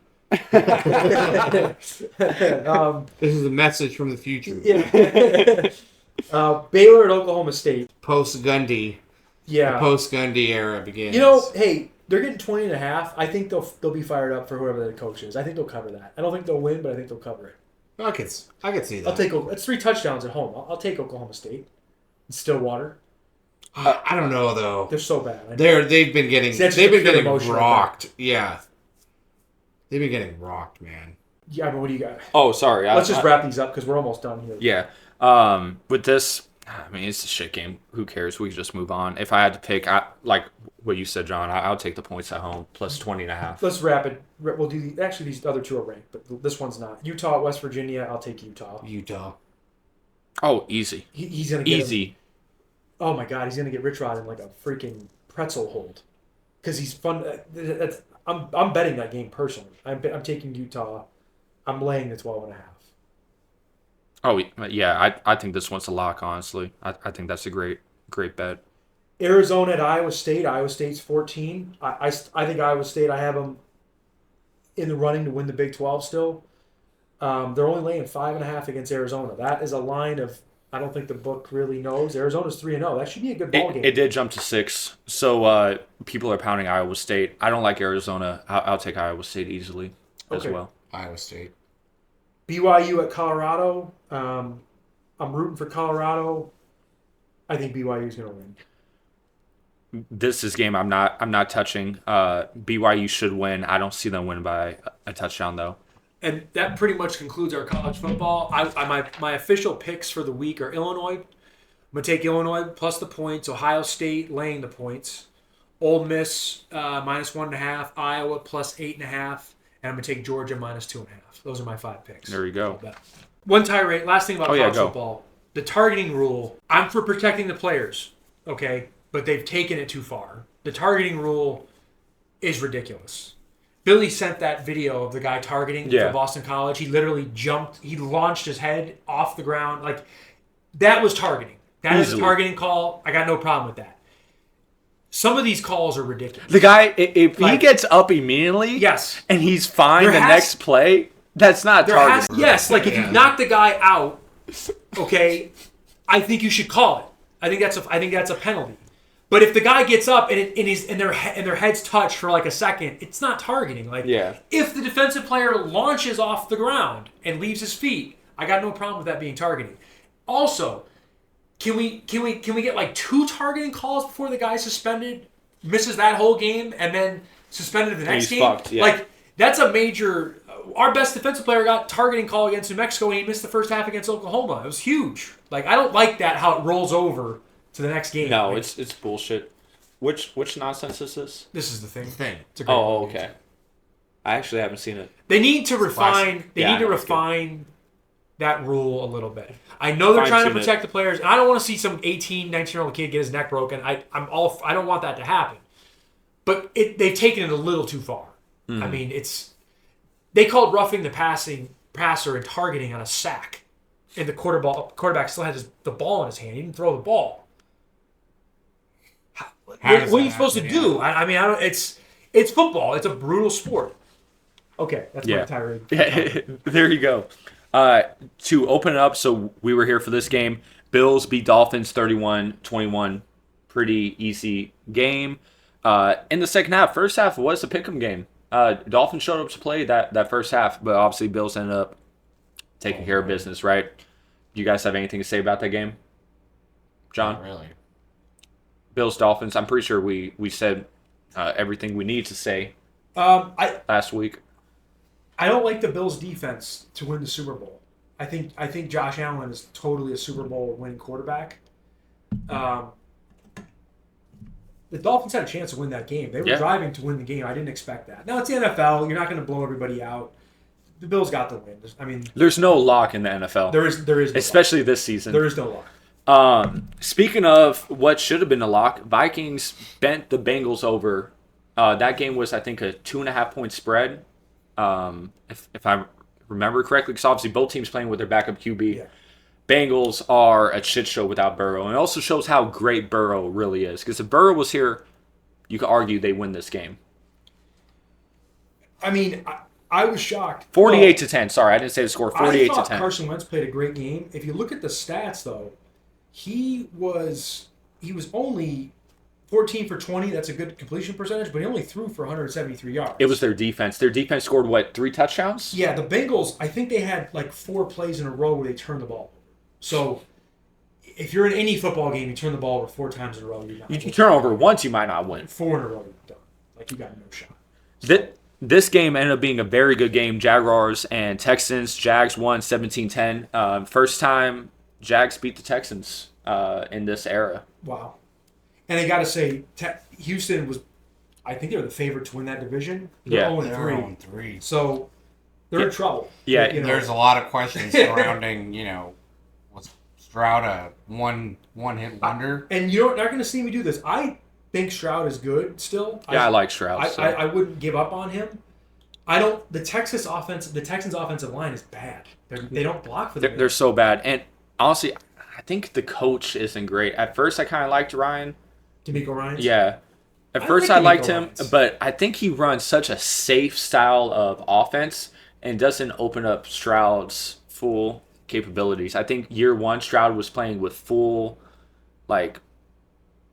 he was just able to do whatever he wanted. But still D'Amico Ryans coaching him. I think it's because he was a rookie. And then once they saw who he was, I think they placed such a protective style not to hurt him, just to stay in the pocket. I don't know. It's weird. Something's off over there in Houston. This is a perfect example of why I hate why quarterbacks and wide receivers and even running backs get all the credit. They do not matter if you don't have a line. You need an offensive line. Lamar Jackson won the MVP 2 years ago. Guy can run faster than anybody. Big arm. He got sacked 7 times. He didn't have a good line. If you don't have a line, you don't have a chance. It doesn't matter who you have a quarterback. You have to have an offensive line. Jags look good, though.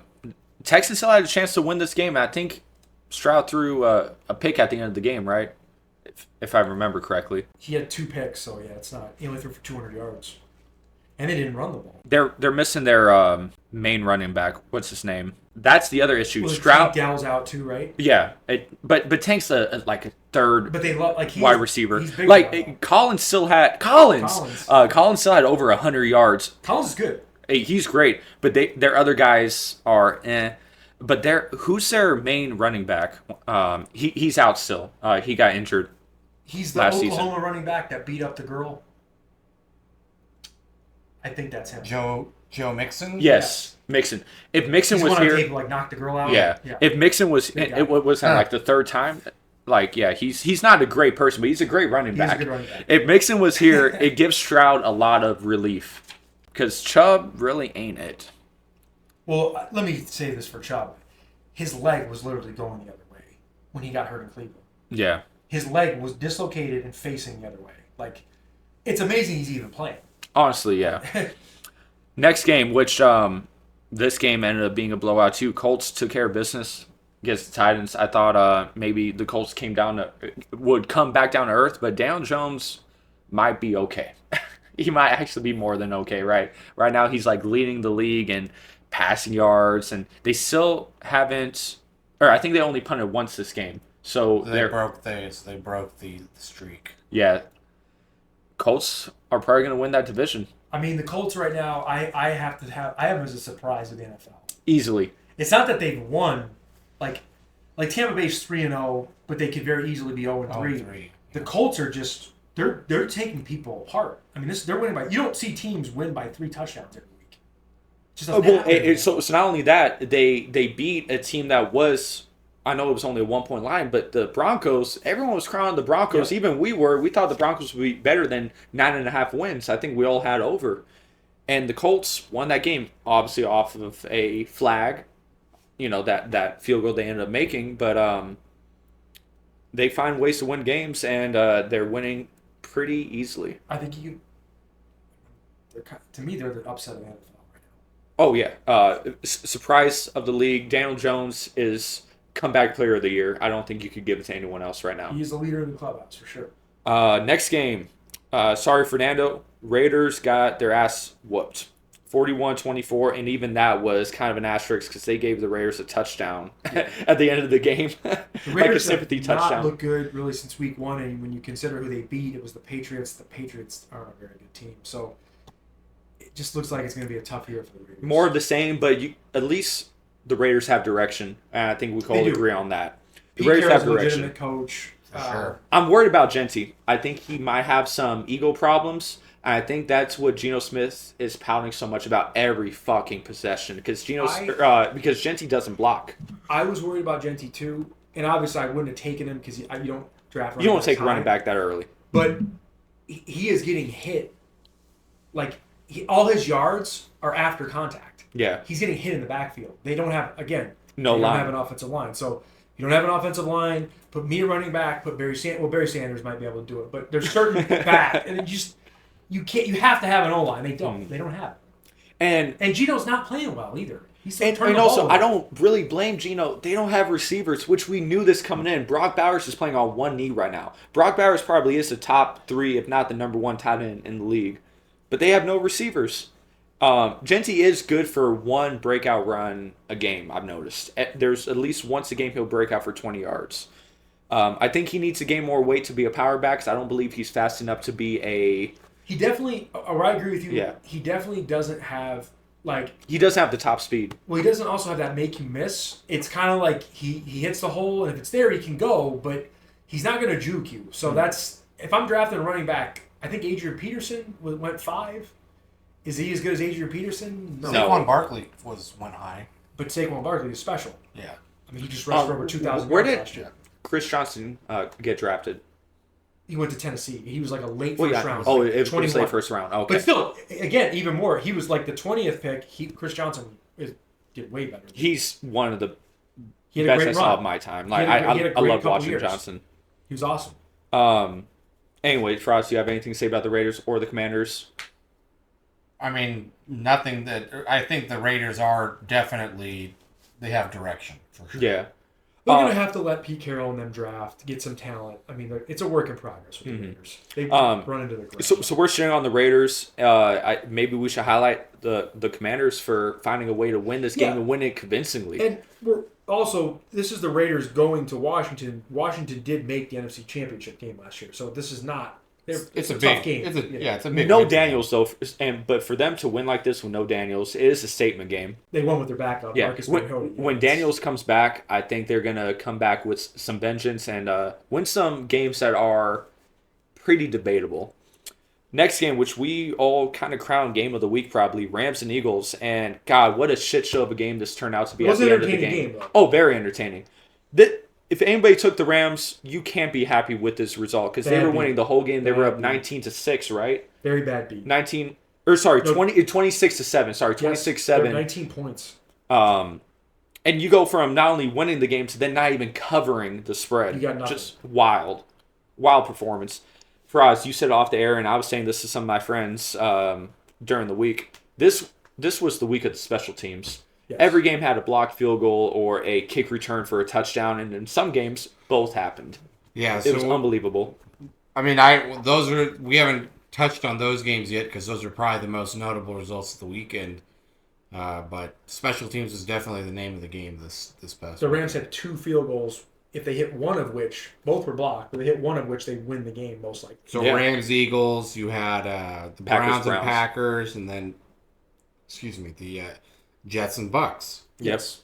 One thing I will say about that game I was impressed with, he's been getting a lot of flack, is Hurts, quarterback, he threw the ball well in that game. He threw 3 touchdown passes.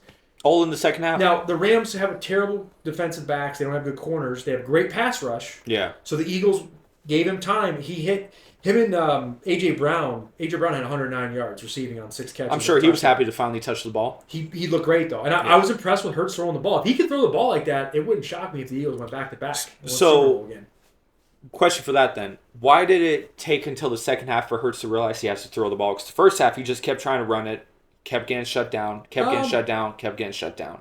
Well, they were down, so when you're down, you got to throw the ball. But early in the first half? See, I don't actually blame the players for that. I blame Sirianni. I don't think he's much of a coach. Any decent coach would have known going into that game. You have to throw it. We're going to throw the ball against these corners because to open up the run. Exactly. They don't have good corners. So I thought that was kind of a missed game plan early on by Sirianni. But the Eagles are so talented, they kind of overcome him. Oh, we haven't talked about the tush push. I definitely so that was one of the reasons why I thought the Rams were going to win. I thought the refs were going to watch the tush push more, and it got shown. The Eagles were still offsides on 2 of the tush pushes that resulted in either a first down or a touchdown. I don't have a problem with the tush push if it's run legally. Yeah, the problem if they're running up offsides. That's not good. You can't have teams jumping offsides on that play or going early. Yeah, or going early in general. And we'll get to this game, but the Saints actually ran it against Seattle, and the Saints got called for an offsides. The one and only time they did it. I'm like, come on. So that kind of pissed me off, not going to lie. Next game, though, what a upset Panthers shut out the Falcons. Falcons were favored by 5.5 points. Faraz, this is your division.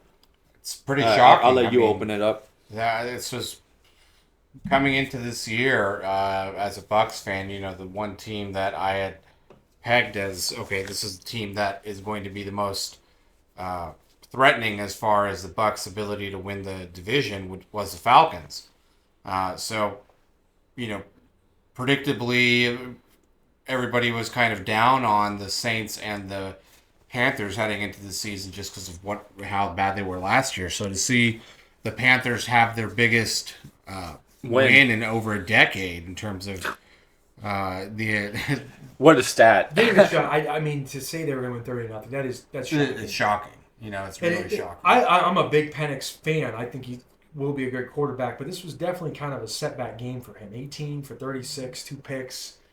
And they weren't good picks. I think both the picks were like he threw a pick six. Pick six. Yeah. Like it didn't even look like he knew where to go with the football. It was weird.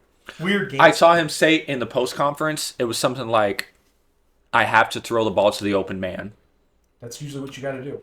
No shit. Like he said that, and I was just like, what was going through his mind otherwise? Yeah. It was just kind of wild. It's not like they don't have targets over there, and if he's throwing that bad, why not keep running the ball? Bijan only had 13 carries, and he had 13 carries for over 80 yards. For over 70 yards. Yeah, 5.5 yards a carry. So maybe keep giving him the fucking ball. A little bit of coaching malpractice, possibly. If they get down, I mean, I don't know. It wasn't even like Bryce Young was only 16 for 24, 121 yards. It wasn't like he was. It was a weird out game. There. Kirk Cousins did check back in though. He threw for 7 passes, 5 for 7, 29 yards. Yeah. Maybe he should have came in a little bit earlier. I was pretty pissed. I had the Falcons personally on every early morning ticket, so I thought they were a lock. And not only were they a lock, they were the opposite. But this is the first time in Bryce Young's career that he's played ahead. Every game he either is playing down, and then he has won a couple games. He beat the Raiders last year, but that wasn't a start to finish victory. So you saw with this, even though he only threw 121 yards, he was allowed to give the ball to Chuba. Chuba is probably the best player on the team, right? And, Chuba took care of business. He only had 73 yards, but they didn't need to do much when the defense gets you a touchdown, right? But just what an upset game. That game pissed me off. Weird game. Looking at the stats, it doesn't add up to a 30-0. Falcons led in almost every statistical category. They had more first downs. Falcons also missed, I think, 2 field goals after cutting the Asian kicker, which the Giants just signed him. They had 3 turnovers, and you're telling me they missed 2. That's huge. That's why they reached their and the Giants just signed him. So the Giants are going a whole new route. Shout out, Alex. We'll talk about your Giants coming up, but Dart is going to start now, and they got a new kicker. Next game, my team, Steelers and Patriots. Steelers got lucky to win this game. Patriots turned the ball over twice on being at the 1-yard line and scoring position. It was once at the end of the first half, no time left on the clock basically, and they ended up fumbling the ball. The next time happens early in the third quarter, and May threw a interception at like the 1-yard line or something, or first and goal. Pats look like one of those teams. They don't have many wins on their schedule. Drake May is good. I still believe in Drake May. I just think he's a young guy. He needs to They don't have much around him, go through his time. Stevenson fumbled, I think, 3 times. Or twice, maybe. I think Stevenson fumbled twice, if I remember correctly. But anyway, Steelers had no business winning this game. But this is what the Steelers do. They just find ways to win games. They're not a great team. Mike Tomlin lives. He lives. A-Rod lives. Do you have anything to say about the Faraz or John? No. All right, next game. Packers and Browns. Browns upset the Packers, and it's crazy. John had them winning. This is probably the most shocking. Really, probably the most shocking result of the weekend. I bet the Browns. I did not bet a money line, but I took them the points. Yes, 7 is a lot. I felt week 3 in the NFL, these teams that don't have a win, they know if they lose, their season's basically over if you go 0-3. So these teams that were 0-2 looking for that win, it's a must-win situation or your season's over. That's why I liked them. And I also thought everybody was talking Green Bay up. They're going to win the Super Bowl. Micah Parsons, all that. Micah Parsons got his ass whooped in that game. If you watch the game. Jordan Love, and this is why I would not pick Green Bay to win the Super Bowl. He has the innate ability to throw an interception. He will throw an interception, and all interceptions are bad, but his are just throws you cannot make. I mean, plays you cannot make. You're the quarterback. You cannot make that throw. He cost his team the game, arguably. I mean, it was a horrible pick. Yeah. They had a field goal block, too, so you had that. There's a play in this game. I don't remember the time, but Matthew Golden, rookie.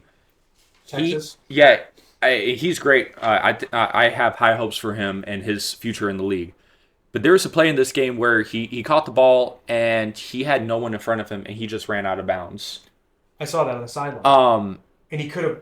I mean, I don't know if he would have scored, but it could have been closer than I don't understand why he ran out of bounds, because the closest guy to him, it looked like he was at least 5 yards away from him. You stay in bounds, and if you score a touchdown there... And it's not like the pass was on the sideline. No. He didn't like 3-4 yards. That was a very strange play. I didn't understand that. And that could have been a touchdown. And you see, this is a low-scoring game. A touchdown wins you this game. Or even just, you get it, maybe you make a field goal, and you end up winning the game. Yeah. Very, very weird. Browns had no business winning this game. Browns' defensive line. Oh, their line's amazing. Be the best. It's pretty good in the NFL. So I mean, it is. And I'm not just saying this because the kid's from Michigan, but Mason Graham, he's like 46th percentile in pass rush or whatever. The metric, I may be saying it wrong, but basically he's getting in the backfield.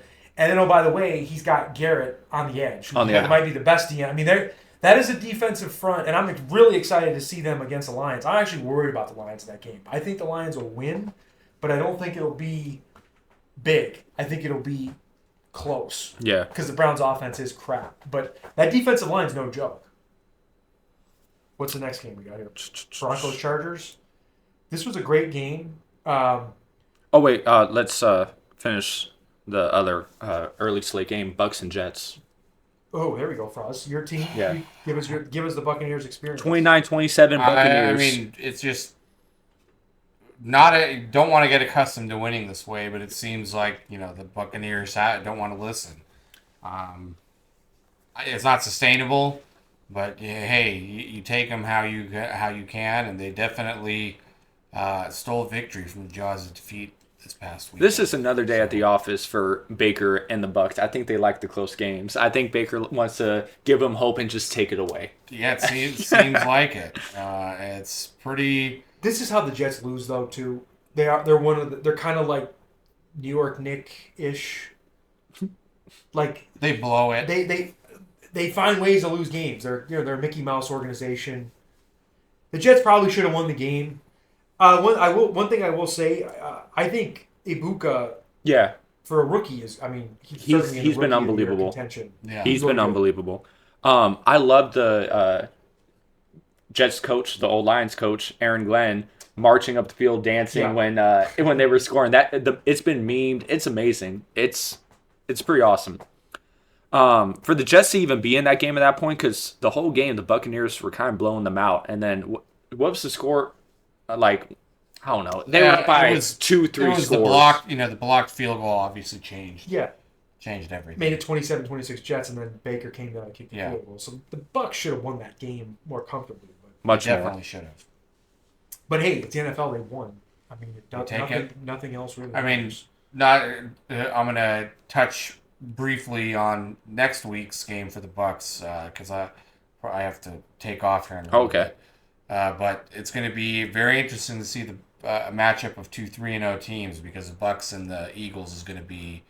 It's going to be a show. It's going to be a show. Before you leave, Faraz, my question to you is: if you could have one celebrity on the show, who would you pick to be on the show? It's got to be an athlete because we are a sports show. It can be a guy that's playing now. It could be a guy that's retired. Just any former athlete. And I'll ask you the same thing beside. Probably a weak answer, but LeBron is probably the first one that comes to mind, just because basketball's the sport I'd want to discuss the most, and I don't think there'd be anybody more interesting, maybe besides Jordan, whose brain it would be interesting to kind of dive into. For this type of show, I would like a Shaq or a Barkley. If we're going, that's what I was thinking. If we're going for beyond just the sports, because those guys did play, but then they do have a media. I feel like they have a way of. I mean, LeBron would obviously be amazing but he'll be unbelievable. But Shaq is a show. I feel like they could give us more. Yeah, well, that's like. But I love Blake He'd Griffin be good too. Blake would be awesome. because We could drink with Blake. Blake Yeah. jokes around. There's Blake a lot would be of. awesome. There's no wrong answer. no, but I'm just saying like if we're going for the variety aspect, where it's just sports and just random bullshit, I'd want a guy that I feel like can shoot the shit with the regular. Yeah. What about you? Even though I would love to say basketball player because I know more about the NBA than I do NFL. Someday I would. Kawhi Leonard.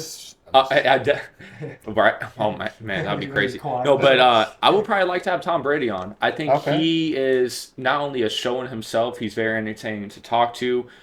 The roast changed a lot of my perspective of him off the field. He could joke, he could take jokes. He's a great guy to be around. And who knows? Maybe Gronk will make a fucking appearance too, like the others with the Tom Brady aspect. Say for Brady, to me, what was impressive about the roast, I could never see like Michael Jordan or even LeBron. I couldn't see a lot of. I don't think a lot of guys would do that. No. Not at his level. Arguably, well, not arguably, he's the greatest quarterback of all time. Yeah. Well, there is the other thing. He did regret it. No, but he did it though. But he did it, and he got paid like $10 million. Didn't he? He got paid well. I'm sure. Because I'm sure that it brought. What about you, John? So you say Shaq? I would say Shaq or Charles Barkley. What's your story with Shaq? You saw him recently, right? Yeah, Shaq walked by us at the gym. My dad was benching 225, and he says, "I see you, big dog." 225. and that's Shaq, right? Like Shaq. He's like the coolest guy. Yeah. I don't have a fun Shaq story like that, but I see him a few times at the Cosmo when I used to work there, and he's the nicest guy ever. He takes pictures with whoever walks up to him. He talks to people like they're humans, and not like he's a 7'1" gigantic man that just towers over you. If I asked Shaq to come on the show, I pretty much guarantee it would be a no, but I don't feel like it'd be 100% no. No, there's a chance. Whereas if I asked like somebody else of his stature, they wouldn't even talk to you. Yeah, definitely. Like the fact that I would think that about Shaq kind of tells you how cool he is. Yeah, Shaq's a good guy. Faraz, you have anything else to say about the show before you head out? See you next week. See you next week. Yeah. I'm trying to think of anything else outside of football that's been notable because we've been nothing new really with the NBA update. Besides, it seems like every time that there's a new update as far as Kawhi story goes, actually, it gets worse. There's an update with the NBA. Fred VanVleet is out for the season. Oh, that's right. Tore ACL. What a letdown, because we all kind of thought the Rockets are going to make some real noise, and they still can. Westbrook is a free agent still, and looks like Westbrook's going to go there. Well, I was going to say, if you're a fantasy guy, this would be a perfect time to buy stock in Reed Shepherd, because now that Van Vliet's out, he's got. I don't believe him. Reed as a point guard. I know he's listed as a point guard. I don't believe him. I mean, I don't believe him. Is a proven NBA starting point guard. He was, but I mean, like, big shot maker. But he was. If you break down kind of his numbers a little bit more, probably right. He was a little inefficient. Yeah, I don't. He's undersized. Yes, undersized. I mean, it's a loss for them, no doubt. He's got a little bit of a Derek Fisher vibe to me, though. Like, if he's open in a big game, he can hit that. He's not going to be afraid to take the shot. That's all I'm saying. Yeah, he's got championship experience, and he doesn't turn the ball over. He gets people in the right spots. Look at the night and day difference the Rockets went through when they had just the ragtag group of the young guys over there, and then the next year they got Fred VanVleet. You need somebody to steer the ship, and he was that. You order. He's a vet. Yeah, that's like the biggest. It doesn't help him. No, definitely not. No, their projected wins was what, 53, I believe, 53 and a half or something. He's probably not going to cost them that many wins, but key moments is where you want him. Playoffs, things like that. Big games. I would say that they were pretty comfortably the number 2 team heading into next season in the West, and I think now with Van Vliet out, it's not going to necessarily bump them down, but they're solid. It gives them they were solid too, and now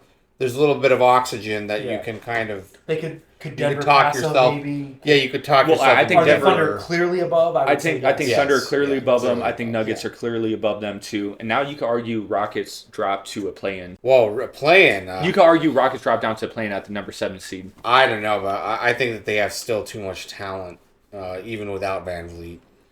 I wonder if they try running Amin Thompson at point guard, because he was originally point guard coming out. I wonder if they try that and just run an extra big line with Amon. You'll have Tar Eason start then. You still have Sengun, obviously, KD. That's interesting. It's something they could experiment with. But I think that, Ime likes this defense, so I wouldn't be surprised. Shepard, they've been, a lot of stock into him. They could have probably have gotten away with trading him instead of Jalen Green for Kevin Durant. They elected not to do that. This is a quintessential NBA moment. The kid from Kentucky, the guard, does he step up, and is he a guy who will give you like 15 points a game? I don't know. We'll have to see. I'm talking real. You think he's going to start? Possibly, yes. God, that's a. I don't know.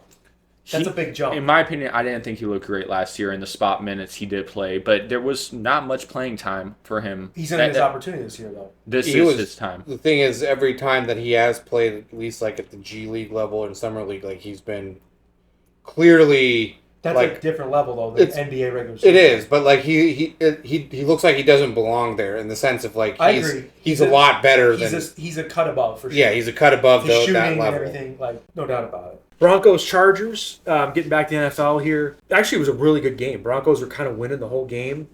They didn't put the Chargers away. Herbert got hot in the fourth quarter and put it together. He started hitting passes. When Herbert's on, he looks at times maybe one of the best quarterbacks, maybe the best quarterback. So right now I do think he's the best QB. Money. You know what? I'm high on him. Last year I had him touted as a top 5 QB over Mahomes in top 5. Got called insane, which it was an insane take, but Herbert has probably the best pure talent at QB in the league. I think Jim Harbaugh has certainly helped him a lot tremendously. And elevated. He's more of a pro. He doesn't really turn the ball over. I mean, what do you have last year? 4 picks? Yeah, 3. For a 17-game schedule, that's you can't get better than that. No. That's pretty damn good. And they did obviously an awesome job getting talent around him. They got running back depth. They got Allen back from the Bears, and Quinn Johnson has taken a huge leap forward. Harbaugh has, you could almost say, potentially saved his career because he was known for being the drop receiver his rookie year. He couldn't catch anything. So stupid. That guy's catching touchdowns now. So yeah, Chargers was my big pick of the 1:00 games, and Chargers took care of business there. Next game, Seattle and the Saints. We don't have to say much about this. I already mentioned that Saints tried to tush push, got called offsides. Yeah, the Seahawks blocked a field goal in this game, ran a punt in for a touchdown, and ran a kickoff in for a touchdown. When you dominate like that on special teams, you're not losing the football game. Seahawks look good, and they won again tonight as we Seattle should probably be undefeated. Their only loss is at Pittsburgh? No, they won Pittsburgh. They won Pittsburgh. They lost week 1. So there you go. I mean, Seattle's they're very much in contention for that division. Next game, Bears and Cowboys. We all said the Bears were probably going to win this game. This was a must-win, and not only did they win, they won convincingly. Yeah, the Cowboys might have the worst defense in the NFL. They just can't stop anybody. Yeah, I mean, Dak had another great game though. I know he had 2 picks. Yeah, but he's throwing the ball 31 of 40. You throw the ball 40 times, you're going to have a pick in there. And those are Hail Mary type of picks. And no CD. Yeah, he rolled his ankle bad. His ankle blew up on the sideline. Caleb Williams, arguably his best game as a pro. I think it's his best game. He had 4 touchdowns, no picks, almost 300 yards. Almost 300 yards, yeah. I mean, it was against the Cowboys, but for him, could be at least buy some time to get the pressure off him where they're saying he's a bust. For that situation, you couldn't ask for a better game from him. And we've said this, the Bears receiving talent over there is great. It's probably top 5 in the league. They have weapons. Even their backs aren't bad. It's insane. They have skill players on that team. Cardinals, Niners. And Cardinals. We have to talk about this game. The Cardinals should have won that game. 49ers, they won 16-15 right at the end. Biggest takeaway of this game, though, Nick Bosa tore his ACL out for the year. Out. He's their best pass rush guy, one of the best pass rush guys in the NFL. That's bad. That's like the Lions losing Hutch last year. Like, you can't.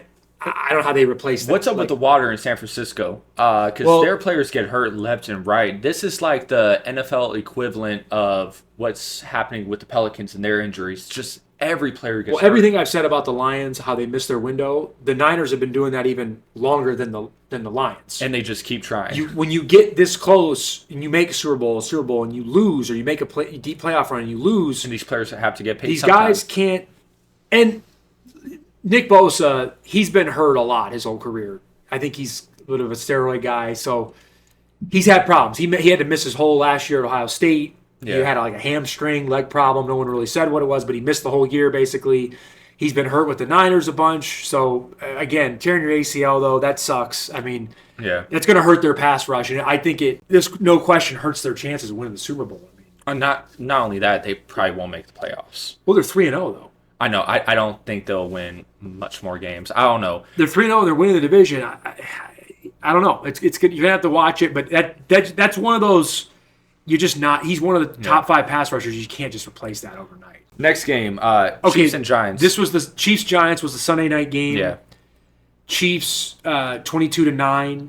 Game was much closer. Game was much closer. I thought Dabble, going for it on 4th down, kick the field goal. It's so early on. Play the game against the Chiefs. The Chiefs don't score a lot.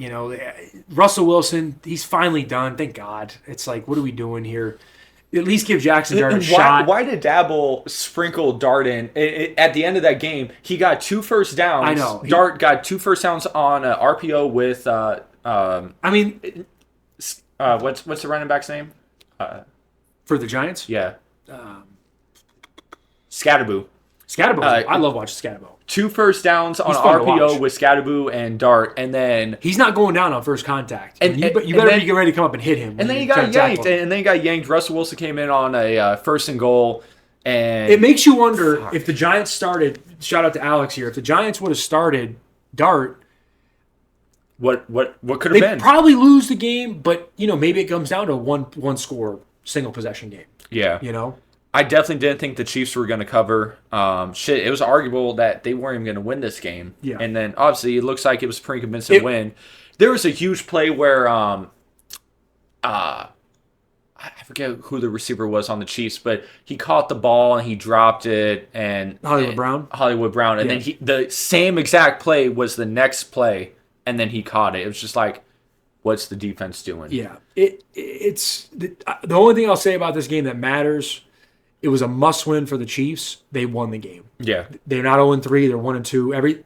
It's a big difference. They have the whole season. They could still – you can't count the Chiefs out. They can win every game going forward. They're still there. I still don't like the way they're playing. That's what I will say about it. You watch this game, you don't feel great about the Chiefs, though. They still have offensive line problems. It is – I shouldn't say nice because I'm not a Chiefs fan, but it is – I guess if you are a Chiefs fan, it's good to see Mahomes throw the ball long again. All last year was check down. They don't give him time. They simplified the offense so much where it kind of altered Mahomes' long ball. And in this game, you saw the long ball maybe back. And when Week 6 comes around and Rashee Rice and Worthy are back, the Chiefs, I wouldn't want to play them the second half of the season. No. If the Chiefs are there, you don't want to see them. They can always find a way to win. Exactly. They had their fucking witchcraft voodoo magic last year, right? As for the Giants, you have the future to look forward to. Next game, John, Monday night. There you go. I was dead wrong, and I thought the Lions were going to get beat up easily. I've never seen the Detroit Lions go into Baltimore and get a win. It's never happened. We've only beaten the Baltimore Ravens once. It was in Detroit. But to go into Baltimore, dominate their offensive line, and dominate their defensive line the way we did, it was truly impressive. We had 7 sacks on Lamar Jackson. He's arguably the hardest quarterback maybe to tackle in open space. He looks scared to run. He definitely looks like he's getting a little bit older, and he's another guy that's been playing a long time. There's only so many times you can get hit, And the Ravens, you want to talk about heartbreaking losses in the playoffs. I mean, that's them every year. Season after season after season. Could this be where it finally catches up with them? I mean, I guess it's possible. I still think the Ravens are going to win that division for some reason. I still have faith in them. Well, they should. It's the Bengals, Browns, and Steelers. Yeah, it'll probably come down to them and the Steelers. It's like that the every year. Bengals without Burrow. It's done. And the Browns don't have an offense. As great as the Browns' defense is, they don't have an offense, so they're not going to win the division. But nonetheless, the Lions were very impressive. I still don't think the Lions are going to win the Super Bowl, but they certainly give me a little bit of hope. You can't totally count them out. It's more so like, what's that first game against the Packers? A fluke. I mean, they weren't. It was one game. They certainly bounced back well in this game. It was 2 weeks later. They beat the Bears in between, but still, the way David Montgomery ran the ball, he was impressive. You still have Gibbs. You still got Amon-Ra St. Brown. You still have J-Mo Williams. Yeah. I mean, the Lions have talent. You got Laporta. Laporta's good. Yeah. Tesla. If you block for Goff and give him time, he is one of the most accurate throwers in the NFL. If he has time to throw the ball, he's great. We said this last week. Goff is the best play action QB in the league. Yes. When the run game is right, and obviously it was right, Montgomery had 151 and Gibbs had another 60. Gibbs had 70 yards basically.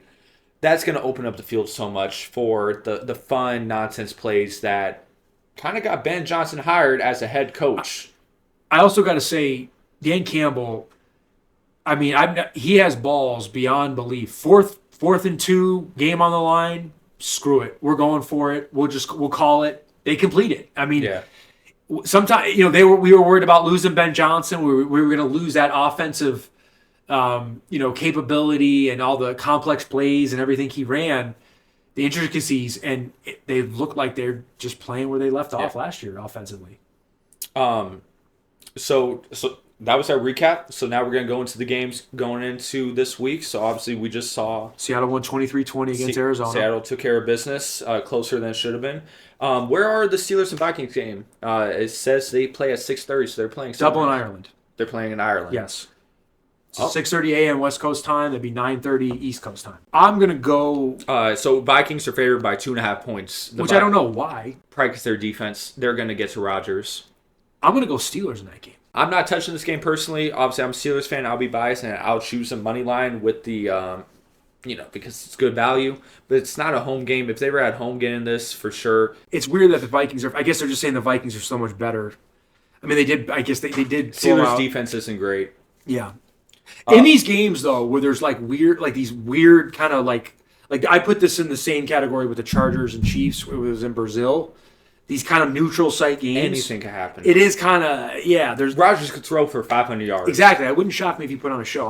I'm going to go Steelers. Don't love it, but here's the next game. Yeah, I'm not touching this game either. Bills are favored by 15.5 points against the Saints. Bills are at home. The Bills should take care of business. Saints are the worst team in the league. I got Bills winning, but 15.5 is a lot. That's a lot to cover.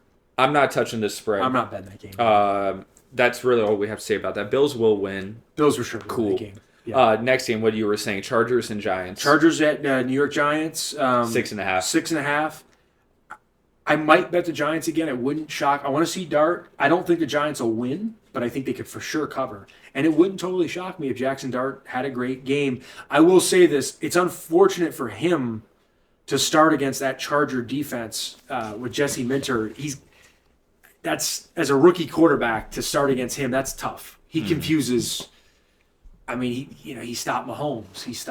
He made Bo Nix look bad last week. Yeah, that's a tough one for Dart. If Dart has a big game, the Giants might have something at quarterback there because he's going against a real defensive coordinator in the Chargers. Yeah. I will take the Chargers with the points. I have them winning by a touchdown. Okay. Next game, this is a shitter game in my opinion. Patriots and Panthers. Patriots are favored by 5.5 points. After the week the Panthers had, for them to be an underdog by this many points is kind of weird for me. I would think the line would be like 3.5. I'm going to go with the favorite here. I'm going with the Pats. I do not believe in Bryce Young. I do not believe in the Panthers for this game. And after the shit show the Patriots lost last week, they should have won. I think they come out. This is a must-win game for them. I think they're eager to win. I don't know if they're going to cover, but I'll take the Pats to win. Next game, and Faraz kind of already said it, Eagles versus Buccaneers. Bucks are at home, but they are this underdogs. Could be like an NFC Championship game. Yeah. By the way. Eagles are favored by 3.5 points. This is a big game for both teams, really. Yeah. Both undefeated. I do think the Eagles are due to lose. I think the Bucks take care of business. I think this game is bigger for Tampa Bay. If you're trying to make a statement that you want to win the Super Bowl, you're getting the Eagles at home. Eagles right now are probably the best team in football, though. Yeah, I hate to say it, but they probably are.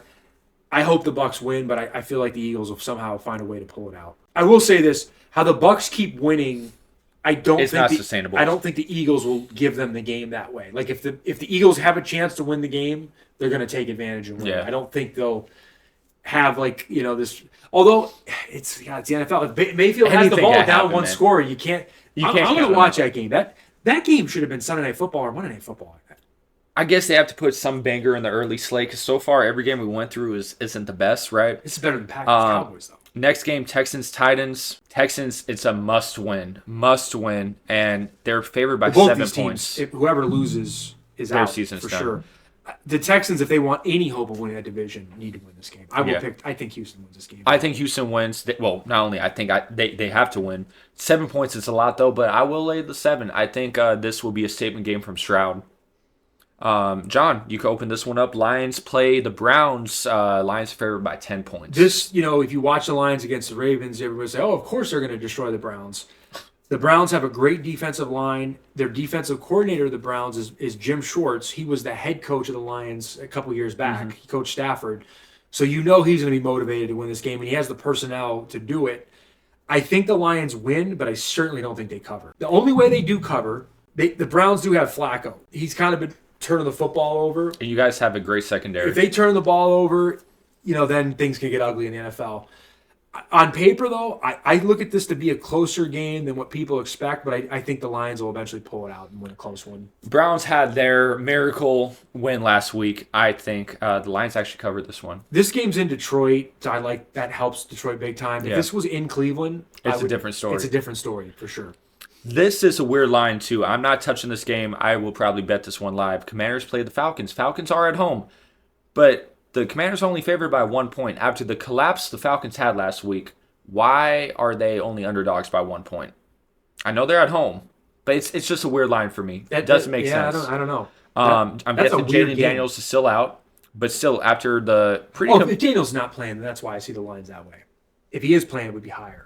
That clearly means he's not playing. Actually, it hasn't been reported yet. If you look Wow. on the betting, it's not showing whether he's playing or not. They're leaning that way that he's not playing. It's that low. It's got to be. I'm not touching that game, though. After what the that's not a Falcons game just to bet. did No. last week and total collapse against the Panthers, And I'm not touching that. I think the Commanders are going to kind of have like a snatch back to reality season. Like everything went well for them last year.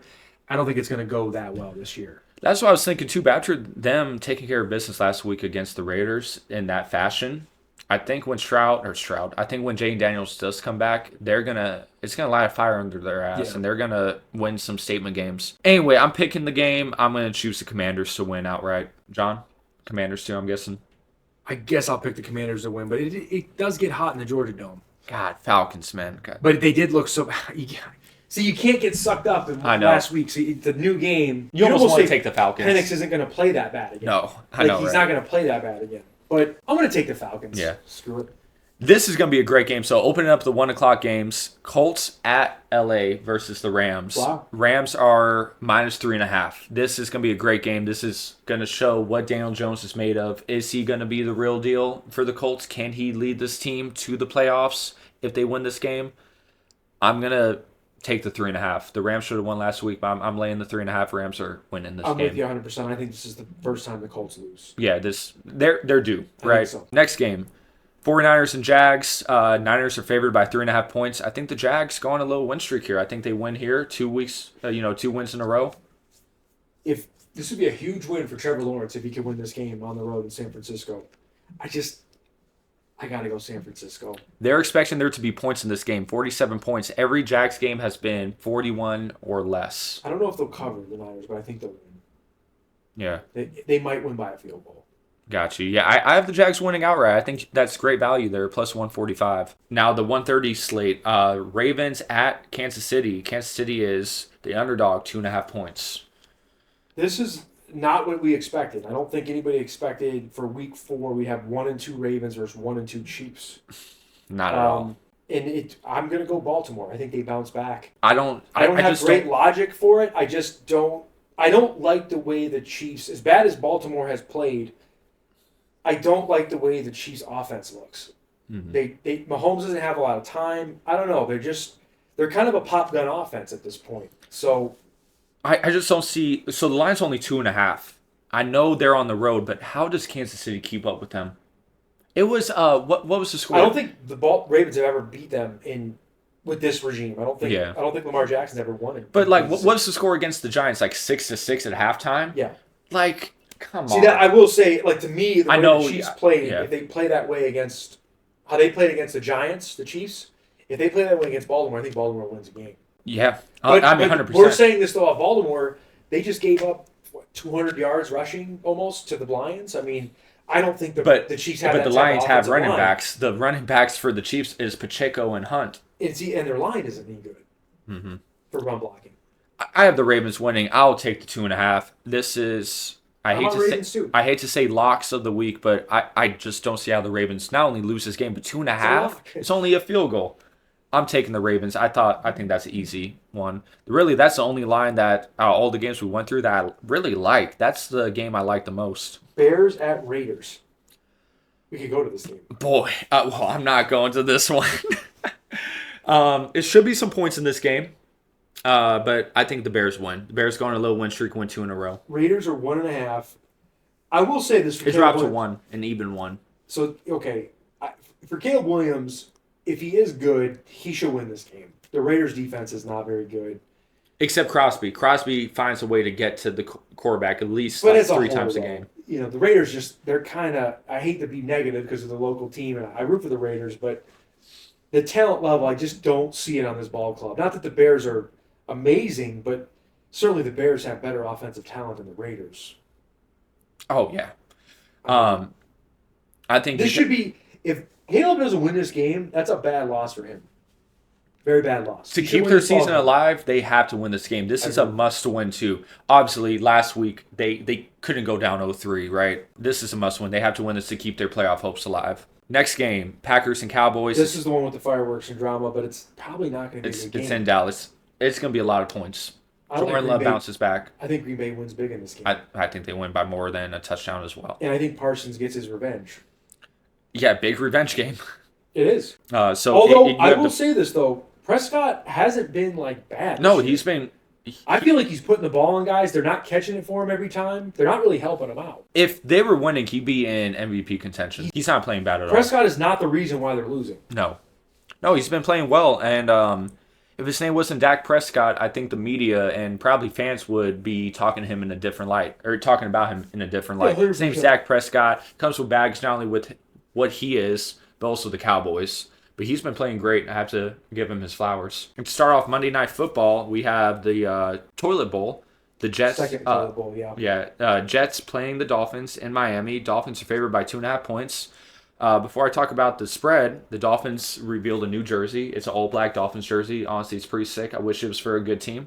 I'll have to check that out. I'm sure Billy's hype about that. I wouldn't be surprised if he buys one. I want to buy him a black Dolphins jersey. I'm sure he'll love that. We should just put it...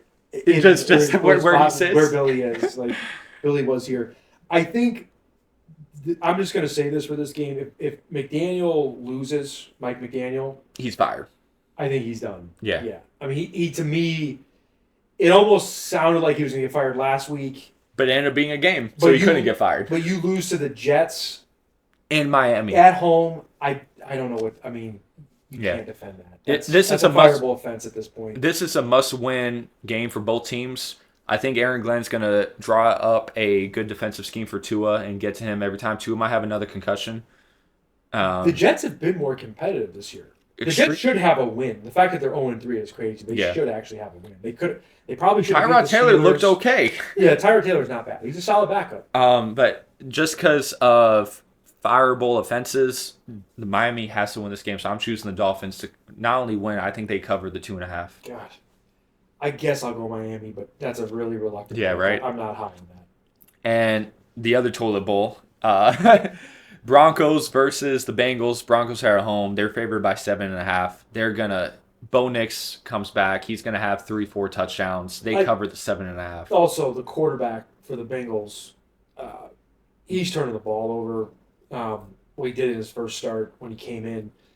What did he do against the Vikings? He still had 2 picks. So Jake Browning in 2 games has 3 touchdowns and 5 picks. Him going to Denver, I don't see that ending there. No. I think the Bengals are in trouble, man. I don't know if they're going to win a game anytime soon. It's crazy. They start off 3-0. They're probably the worst 3-0 team. 2-0. 2-0. My bad. 2-1 now. 2-1. Yeah. But still, they're. You lose Joe Burrow, what can you say? Yeah. The season's kind of over. Yeah, I have the Broncos 7.5. I think that's a lock. I'm with you. That's all I have to say about that. Do you have anything else you want to add? Nope. I'm John. This is Club Rats. I'm Jesiah. See you guys next week. Remember to like, subscribe, comment. Peace.